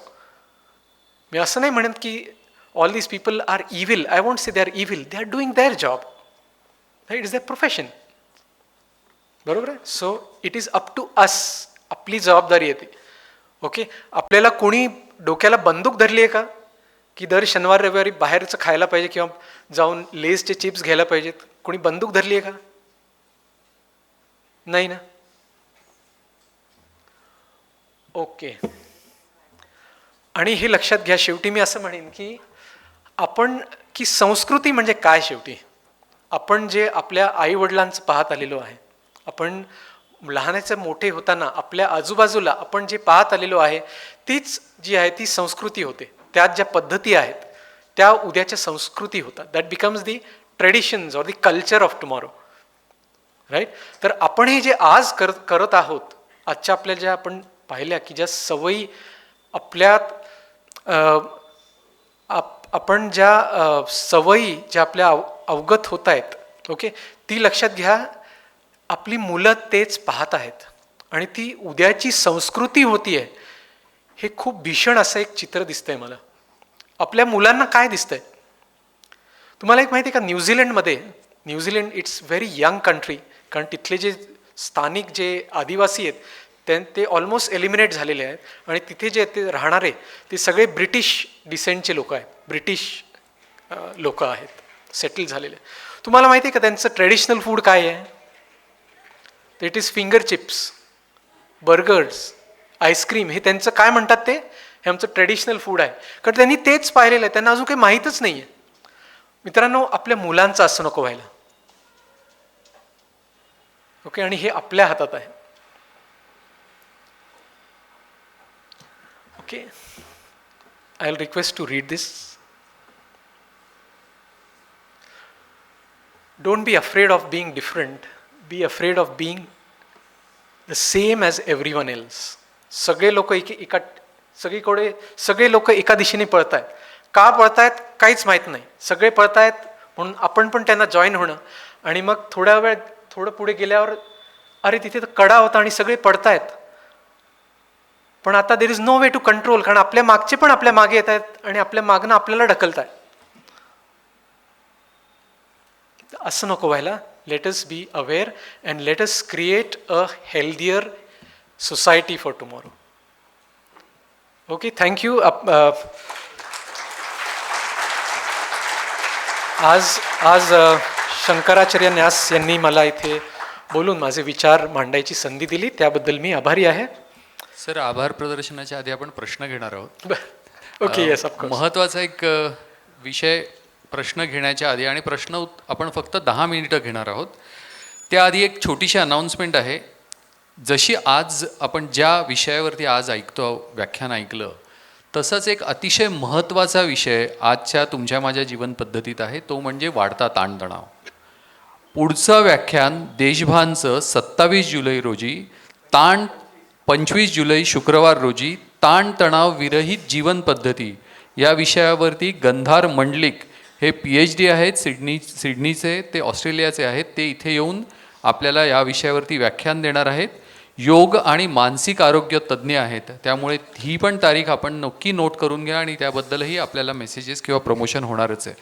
सगळ्यात महत्त्वाचा प्रश्न sir, आपण मगाशी सांगताना पहिलाच प्रश्न मी सुरुवात अशी करतो की आपण रात्रीचं जेवण लवकर करावं असं जे सांगितलं, ते रात्रीचं जेवण लवकर करण्याच्या मध्ये आपल्याकडच्या संस्कृतीमध्ये जो फास्टिंग प्रकार होता, जो उपवासाचा प्रकार होता, त्याच्याशी याचा काही संबंध आहे का? खूप चांगला प्रश्न आहे हा. प्रत्येकच संस्कृतीमध्ये किंवा मी असं म्हणेन की प्रत्येकच धर्मामध्ये कुठेतरी फास्टिंगची तरतूद केलेली आहेच. तर त्याचा एक असं म्हणलं जातं की फास्टिंग हे वेळोवेळी केलेलं चांगलं. त्याच्याने आपल्या डायजेस्टिव्ह सिस्टीमला रेस्ट मिळते आणि दुसरं त्याच्यानी आठवडाभर, बरेच लोक आहेत की जे आठवड्यातनं एकदा फास्टिंग करतात किंवा उपवास असतो. तर त्याचं ओरिजिनल रिझन मला असं वाटतं की काहीच न खाणं. Okay, complete rest to the system हा त्याच्या मागचा ओरिजिनल जो आहे तो हेतू असावा. पण आता काय झालेलं आहे की त्याचं डिस्टॉर्ट होऊन आता त्यावेळेस उपवास असला की अजून जास्त खाल्लं जातं.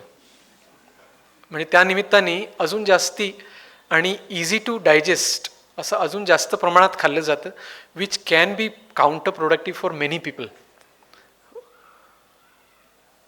ओके, तर I hope that answers the question. Yes sir. Veg sources of protein generally eggs किंवा मीटवरती आपण जास्त फोकस करतो ॲथलीटसाठी. तर कॅल्शियम डेफिशियन्सी हा एक प्रकार येतो की ज्यांचे हाडं ठिसूळ आहे, डॉक्टर्स इझिली विचारतात की नॉनव्हेज खाता का. तर कॅल्शियमचे व्हेज सोर्सेस आणि प्रोटीनचे व्हेज सोर्सेस जर कळले तर व्हेजिटेरियन लोकांचे बरेचसे प्रॉब्लेम सॉल्व्ह होतील. राईट. व्हेजिटेरियन सोर्सेसमध्ये प्रोटीन कमी असतं हा एक गैरसमज आहे. फक्त एक आहे की व्हेजिटेरियन सोर्सेसमध्ये प्रोटीनचं पर्सेंटेज कमी असतं. त्याच्यामुळे आपल्याला पुरेसं प्रोटीन जर का घ्यायचं असलं तर थोडं जास्ती क्वांटिटी घ्यायला लागते. आणि दुसरं थोडं माइंडफुल राहायला लागतं की आपण काय खातो आणि किती खातो आहे. म्हणजे मग शिरा किंवा उपमा किंवा पोहे खायचा स्कोप कमी होतो. राईट, कारण आपण शिरा उपमा पोहे खाऊन जर का पोट भरलं तर मग अर्थातच प्रोटीनचे सोर्सेस जे ते खायला जागाच राहणार नाही. बरोबर आहे ना. तर त्याच्यामुळे प्रोटीनचे सोर्सेस म्हणजे व्हेजिटेरियन सोर्सेस, डेअरी आयटम्स, सगळेच डेअरी आयटम्स, दुग्धजन्य पदार्थ जे आहेत. त्यानंतर आपल्याकडे कडधान्य बरेच प्रकारचे उपलब्ध आहेत. तर ते कडधान्य, डाळी आहेत, वरण म्हणजे जे बनवतो आपण ते आहे. त्याच्यानंतर नट्स अँड सीड्स आहेत. आणि धान्यामध्ये सुद्धा मिलेट्समध्ये किंवा इवन गहू तांदूळ जरी असले त्याच्यामध्ये सुद्धा थोड्या म्हणजे कमी जरी असलं तरी काही प्रमाणात प्रोटीन आपल्याला मिळतं. त्याचबरोबर मशरूम्स आहेत, पालेभाज्या आहेत, ह्याच्यातनं सुद्धा आपल्याला प्रोटीन मिळू शकतं. सो असं नाही की प्रोटीन घेण्यासाठी नॉनव्हेजच फूड पाहिजे असं अजिबात नाही आहे. त्याच्यानंतर कॅल्शियमसाठी ऑफकोर्स आपल्याला माहिती आहे की सगळ्या भाज्या, मी म्हणेन की भरपूर प्रमाणात आपण भाज्या घेतल्या तर आपल्याला हे सगळे जे मिनरल्स ज्याला म्हणतात ते सगळे आपल्याला मिळू शकतात. A to Z सगळे मिळू शकतात. ओके, मग ते अगदी जे छोट्या प्रमाणात लागतात, क्रोमियम, सेलेनियमपासून सगळे मिळू शकतात. पण व्हरायटी ऑफ व्हेजिटेबल आपल्याला घेणं आवश्यक आहे. म्हणजे आपण घरी जेव्हा let us say for example दुपारचं जेवण आहे तर त्याच्यात एकच भाजी न खाता एक व्हरायटी ऑफ भाज्या असल्या, सॅलडच्या स्वरूपात म्हणा किंवा मिक्स व्हेजच्या स्वरूपात, तर ते जास्त चांगलं होईल असं वाटतं मला.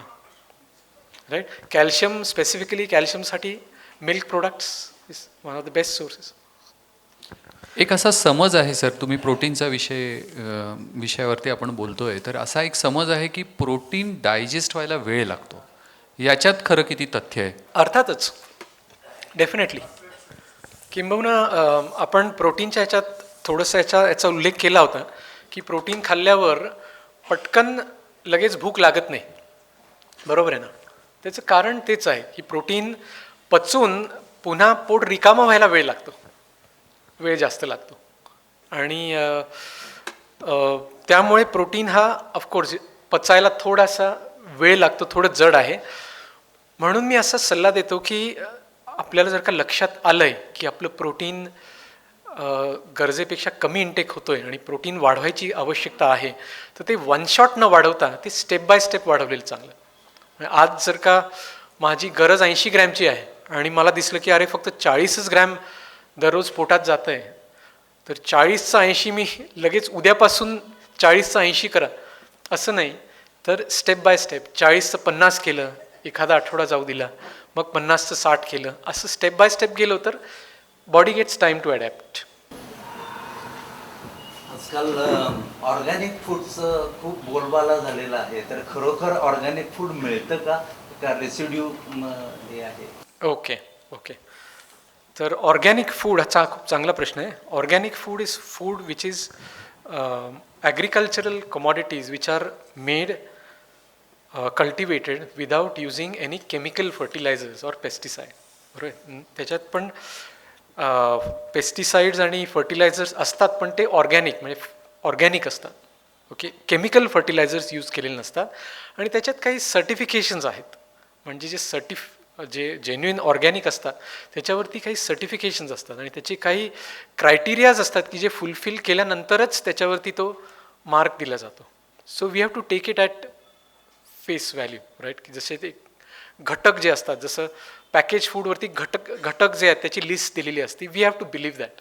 राईट. म्हणजे we got to believe that. आणि दुसरा जो भाग आहे प्रश्नाचा की त्याचं काही रिअली त्याचा इफेक्ट होतो का, तर मी म्हणेन येस, की त्याचा ते बेनिफिशियल आहेत. म्हणजे मी म्हणेन की ठराविक गोष्टींसाठी ते जास्त बेनिफिशियल आहे. म्हणजे फॉर एक्झाम्पल पालेभाज्या, की त्याची सरफेस एरिया जास्ती असते, त्या मनाने वजन किंवा त्या मनाने थिकनेस कमी असते, आणि त्याच्यावर जेव्हा स्प्रे होतो तेव्हा दोन्ही बाजूनी तो स्प्रे होतो आणि खूप कम्पॅरेटिव्हली जास्त प्रमाणात त्याच्यावर स्प्रे होतं. तर असे जे काही गोष्टी आहेत की ज्याच्यावरती स्प्रेइंग जास्ती होतं आणि ते आपण डायरेक्टली कन्झ्युम करतो, म्हणजे त्याचं साल काढत नाही ना आपण. पालेभाज्या आहेत त्याचं साल काढत नाही. तर ह्या पर्टिक्युलरली ज्या भाज्या, फळं आहेत, कमॉडिटीज आहेत, ह्या ऑर्गॅनिक जर का मिळाल्या तर अजून चांगलं. आयोनायझिंग केलं तर काय फरक पडतो का त्याच्यात? सॉरी, भाज्यांचा किंवा फळांचा आयोनायझिंग, जे पेस्टिसाइड किंवा याचा साईड इफेक्ट कमी करण्यासाठी जे वापरतात आयोनायझिंग, आयोनायझिंग बद्दल नाही मला माहिती.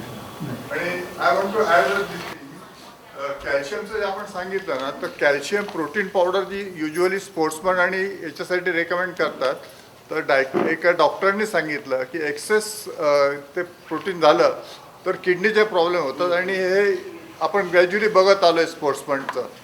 आणि दुसरं अजून एक ॲड करायचं की आपण पाव वगैरे खातो, कुत्रा कधीच खात नाही, मांजर कधीच मिठाई बर्फी खाणार नाही, केकला तर कुत्रा तोंड म्हटलं वास पण घेत नाही. हे आपण आपल्या ॲड करत जा. किंबहुना मग ह्याच्यात मी पुढे जाऊन असं म्हणेन की एकदा असं इट वॉज नोटिस्ड की जे फास्ट फूड असतं ना, बर्गर्स असतात, ते बर्गर्स बाहेर ठेवल्यावर 1 वर्ष 1 वर्ष टिकलं ते, त्याला काहीच झालं नाही. म्हणजे जे अन्न बॅक्टेरिया सुद्धा खात नाहीत असं अन्न आपण खातोय. बरोबर. सर, एक अतिशय सगळ्यांच्यासाठीचा महत्त्वाचा आणि जिव्हाळ्याचा प्रश्न अतिशय सोपं करून सांगण्यासाठी म्हणून मी विचारतोय आपल्याला, की आपण प्रोटीन दर दिवसासाठी किती ग्रॅम आवश्यक आहे याबद्दल माहिती दिलीत. तसं असं काही इक्वेशन आपण सांगू शकाल का, की एका दिवसाच्या सर्वसामान्य आयुष्य जगणाऱ्या माणसाला, जो थोडं वॉक करतो, दिवसातले 8 तास 7 तास काम करतो आणि घरातले लहान सहान कामं करून त्याचा दिवस संपवतो, अशा व्यक्तीसाठी कार्बोहायड्रेट किती ग्रॅम, प्रोटीन किती ग्रॅम आणि फॅट म्हणजे अशा सगळ्या स्वरूपाच्या इक्वेशनमध्ये साधारणतः माणसाची गरज कशी असू शकते आणि त्या गरजेपेक्षा जास्त कन्झम्पशनचा शरीरावरती काय परिणाम होतो, असं जर आपण सांगितलं तर मला असं वाटतं ते अजून सोपं आणि सुटसुटीत होईल. Okay, very good question. तर जसं आपण चर्चा केलीच की प्रोटीन हा सगळ्यात महत्त्वाचा असा घटक आहारातला आपला आहे. तर प्रत्येक जे आपण जेवण करतो किंवा प्रत्येक मील ज्याला म्हणतात, मील टाईमला प्रोटीन हे प्रायोरिटाईज करणं हे महत्त्वाचं आहे. म्हणजे प्रत्येक तो म्हणा ब्रेकफास्ट असो, दुपारचं जेवण असो किंवा रात्रीचं जेवण असो, त्याच्यात प्रोटीनचा सोर्स काय आहे, ओके, हे आपण विचारणा केली पाहिजे आणि हा विचार करायला पाहिजे. म्हणजे जसं supposing 65 kilo 75 kilo, latest say for a simple calculation 75 किलोची व्यक्ती असेल तर त्या व्यक्तीसाठी साधारणपणे 75 ग्रॅम हे डेली प्रोटीन इनटेक हे आवश्यक आहे. तर त्यातलं जर का सोपं कॅल्क्युलेशन मी सांगतो की हे 3 मील्समध्ये घ्यायचं आहे, ब्रेकफास्ट, लंच आणि डिनर. म्हणजे प्रत्येक मीलमध्ये डिवाइड बाय 3 केलं, भागाकार केला तर 25 ग्रॅम होतं. प्रत्येक मीलमध्ये ब्रेकफास्टमध्ये 25 ग्रॅम, दुपारच्या जेवणात 25 ग्रॅम आणि रात्रीच्या जेवणात 25 ग्रॅम. हे आपल्याला कुठनं मिळणार आहे, काय घटक आहेत आपल्या जेवणामध्ये. घरात जी व्यक्ती स्वयंपाक करते त्या व्यक्तीने सुद्धा हे विचार करणं आवश्यक आहे की मी आज हे जे बनवतोय किंवा बनवतीये याच्यात 25 ग्रॅम ओके पर पर्सन हे प्रोटीन आहे की नाही आहे. बरोबर आहे. तर हे विचार करणं आवश्यक आहे. मग सकाळच्या ब्रेकफास्टमध्ये जर का आपण नुसता शिरा खाल्ला तर त्याच्यातनं 25 ग्रॅम प्रोटीन मिळणार आहे का. तर आपण 1 प्लेट किंवा 2 प्लेट लेटेस्ट शिरा किंवा उपमा खाल्ला, पोहे खाल्ले, त्याच्यातनं किती प्रोटीन मिळणार आहे. थोडंसं आपण जर का डेटा पाहिला तर दिसेल की साधारण 4 ते 5 ग्रॅम एवढंच प्रोटीन आपल्याला ह्याच्यातनं मिळतं.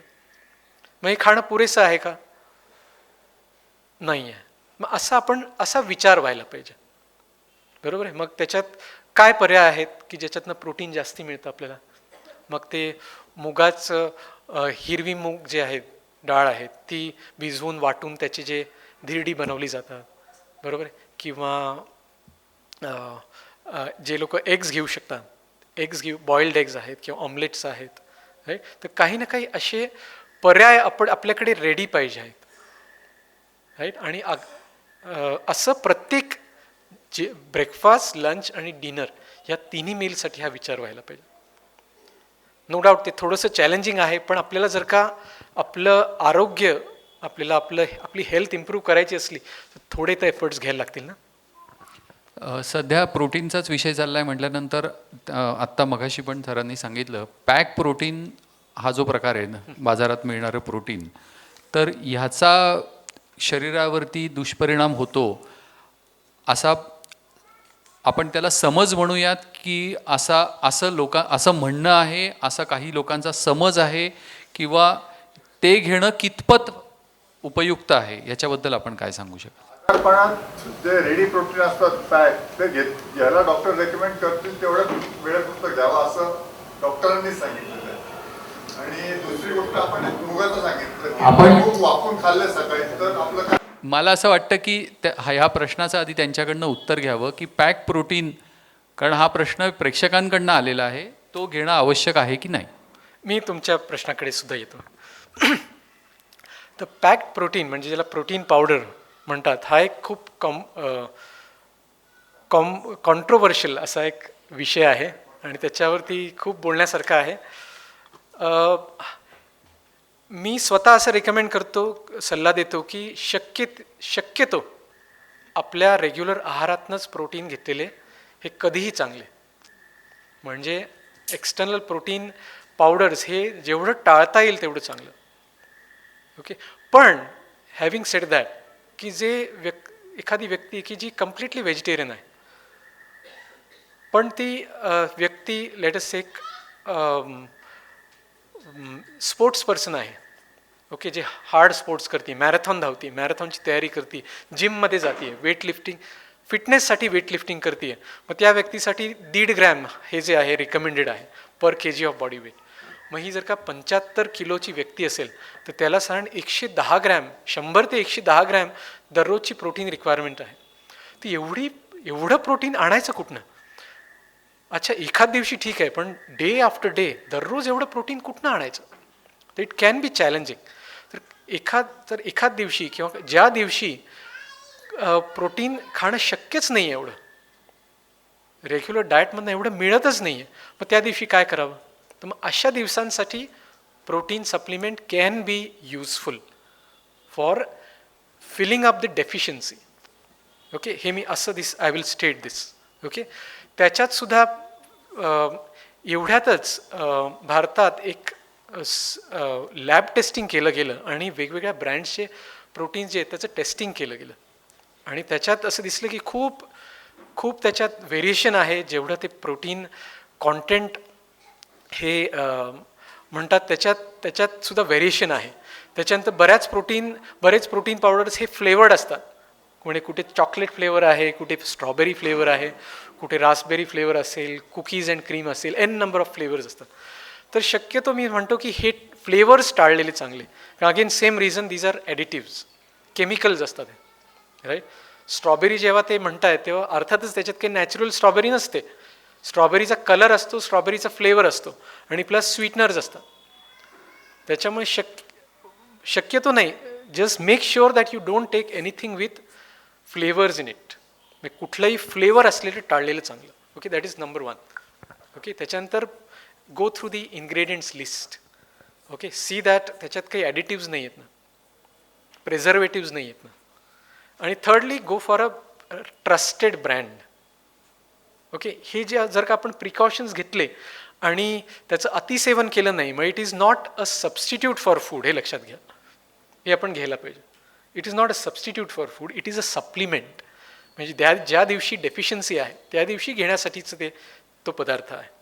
तर असं प्रॉपर ज्युडिशियस यूज केला, त्याचा प्रॉपर विचार करून वापर केला तर it should not be harmful. आणि आपला जो दुसरा प्रश्न होता, हां, येस, एक्सलंट. कडधान्य स्प्राउट ज्याला म्हणतात, उसळ केली त्याची किंवा नुसते वाफून घेतले, एक्सलंट सोर्स. मला असं वाटतं की आपण आता प्रश्न उत्तरं थांबवूयात, कारण हा विषय लवकर संपणारा असा विषय नाही आहे, हा चालतच राहील. अच्छा, एकच फक्त लास्ट आहे. मला सॉरी, हे एक आलं होतं.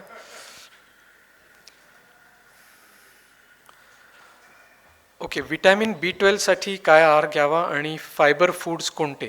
तर आपण जसं ह्याच्यात कार्बोहायड्रेट्समध्ये आपण या सत्रात आपण चर्चा केली की त्याच्यात एकतर फळं आणि भाज्या याच्यातनं आपल्याला इनसोल्युबल फायबर जे आहे, चोथा जो असतो तो आपल्याला मिळतो. आणि बाकी जे कडधान्य आहेत त्याच्यातनं सुद्धा आपल्याला सॉल्युबल फायबर्स आहे ते आपल्याला मिळत असतं. सो हे फायबरचे सोर्सेस आहेत. Yes, that is very important. In fact in fact vitamin B12 साठी मी म्हटलं ना की जर का व्हेरीड डाएट असलं, ओके, व्हरायटी ऑफ फूड, तर इतके वर्ष बघा, एवढे वर्ष, किंवा मी म्हणेन की आता मनुष्य जाती जी आहे ती it's evolution started about 2.5 lakh years ago. म्हणजे 2.5 लाख वर्षांपासून आपण अस्तित्वात आहोत. आणि हे फॅन्सी या ज्या गोष्टी आहेत, सप्लिमेंट्स आणि ह्या तर आत्ता एवढ्यात आल्या. मग एवढे 10,000 पिढ्या आपण काय असेच, हाऊ डिड वी सर्वाईव्ह केलंच ना, आपण जगलोच ना, आणि वी थ्राईव्ड ऑल्सो, राईट. त्याचं रिझन हेच आहे की आपण we were having food which was given to us by nature, जे निसर्गाने आपल्यासाठी पॅकेज करून दिलेलं आहे ते आपण घेतो, तो there was no middle man. आता मिडल मॅन आलेला आहे त्याच्यात, आणि त्याच्यामुळे सगळं हे तंत्र बिघडत चाललेलं आहे. सॉरी माझं वजन 75 आहे. तुम्ही म्हणजे 75 ग्रॅम प्रोटीन घ्या. घ्यायचं म्हणजे काय? ते मोजायचं कसं त्यांचं? अच्छा, मोजायचं कसं? तुम्ही असं करा काका, एकदम सोपी पद्धत आहे. आपण गुगल वापरतो, सगळ्यांकडे स्मार्टफोन असतो. स्मार्टफोनमध्ये जर तुम्ही असं विचारलात प्रश्न की एक बदाम खाल्ला तर त्याच्यात किती प्रोटीन मिळेल, तर आपल्याला गुगल त्याचं उत्तर देत असतो. तुम्ही जर अंडं खात असाल तर एक अंडं खाल्लं तर त्याच्यातनं किती प्रोटीन मिळेल, तर त्याचं उत्तर आपल्याला गुगल देत असतो. असंच त्याचं मेजरमेंट असू शकतं, वेगळं काही तुम्हाला मेजरमेंट सांगता येणार नाही. एक वाटी उसळ खाल्ली तर त्याच्यात मूग खाल्ले तर त्याच्यात किती प्रोटीन मिळेल, असं साधारणतः प्रश्न आपण विचारले तर त्याचं उत्तर आपल्याला मिळू शकतं. तर मला असं वाटतं की फार महत्त्वाच्या गोष्टींमध्ये एक गोष्ट सरांनी सांगितलेली आहे, त्याच्यावरती आपण लक्ष देणं आवश्यक आहे की आपण कुठलीही गोष्ट खाताना, विकत घेताना किंवा वापरताना त्याच्यावरचे इन्ग्रेडियंट्स पण वाचणं अत्यंत महत्त्वाचं आहे. याचं अत्यंत एक सोपं आणि चांगलं उदाहरण असं आहे की एक दिवस मी आणि सर आम्ही या विषयावर बोलत असताना त्यांनी मला एक फार सुंदर गोष्ट सांगितली. त्यांच्याकडे 2 रॅपर्स होते, एका चॉकलेट कंपनीचे 2 रॅपर्स होते. त्याची साईज सारखी होती आणि त्यांनी त्या एकाच रॅपरवरती असं लिहिलं होतं की 25 ग्रॅम मोर, आणि दुसरं नॉर्मल रॅपर होतं आणि 25 gram more on the same cost. जेव्हा ते दोन्ही रॅपर सरळ करून सरांनी दाखवले तेव्हा ते दोन्ही रॅपर सारख्या साईजचे होते, ती कंपनी पण सेम होती. आपण ग्राहक म्हणून या सगळ्या मार्केटमध्ये वेडे बनतो आहोत का, असा प्रश्न आपल्याला स्वतःला आपण विचारला पाहिजे. आणि आपण जे खातो आहोत त्याचे इन्ग्रेडियंट्स वाचून घेणं, त्याच्याबद्दल आपण सखोल माहिती घेणं आणि मग ते आपण ग्रहण करणं हे आवश्यक आहे. उदरभरण नोहे जाणीते यज्ञकर्म. हे यज्ञकर्म, त्या यज्ञकर्म असल्यामुळे ते काय खातो आहोत याची आपण आपली माहिती ठेवणं आवश्यक आहे. मला असं वाटतं की सरांनी आपल्याला आज विस्तृतपणे त्याची माहिती दिलेली आहे, आपल्याला सगळ्या प्रश्नांची उत्तरं दिलेली आहेत. आपण एकदा जोरदार टाळ्या वाजवून सरांचे आभार मानूयात.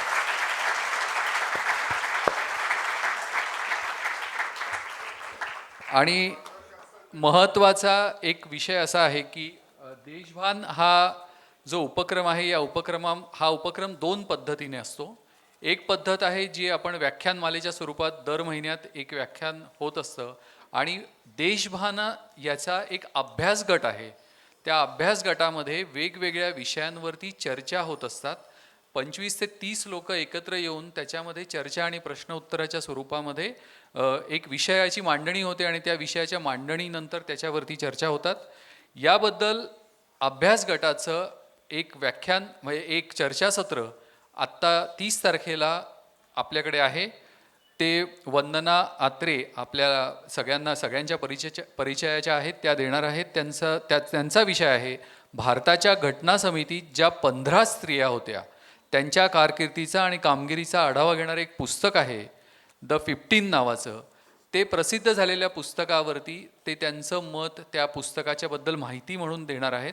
या बाबतीत या उपक्रमातही आपणापैकी कोणाला जर इंटरेस्ट असेल तर सोमवारी 6:30 वाजता 3ऱ्या मजल्यावरती एक आपली लायब्ररी अभ्यासिका आहे, तिथे कृपया ह्याच इमारतीमध्ये तिथे शार्प 6:30 वाजता आपण सगळेजण निमंत्रित आहात. आपण आलात तरी सुद्धा you are more than welcome. मी आपल्या सगळ्यांचे आभार मानतो आणि मुख्यत्वे करून सरांचे आभार मानतो आणि हा कार्यक्रम संपला असं जाहीर करतो. पुढच्या 25 तारखेला आपण सगळेजण पुन्हा इथे भेटणार आहोत. विषय मी आपल्याला मानसिक आरोग्याबद्दल सांगितलाच आहे. धन्यवाद.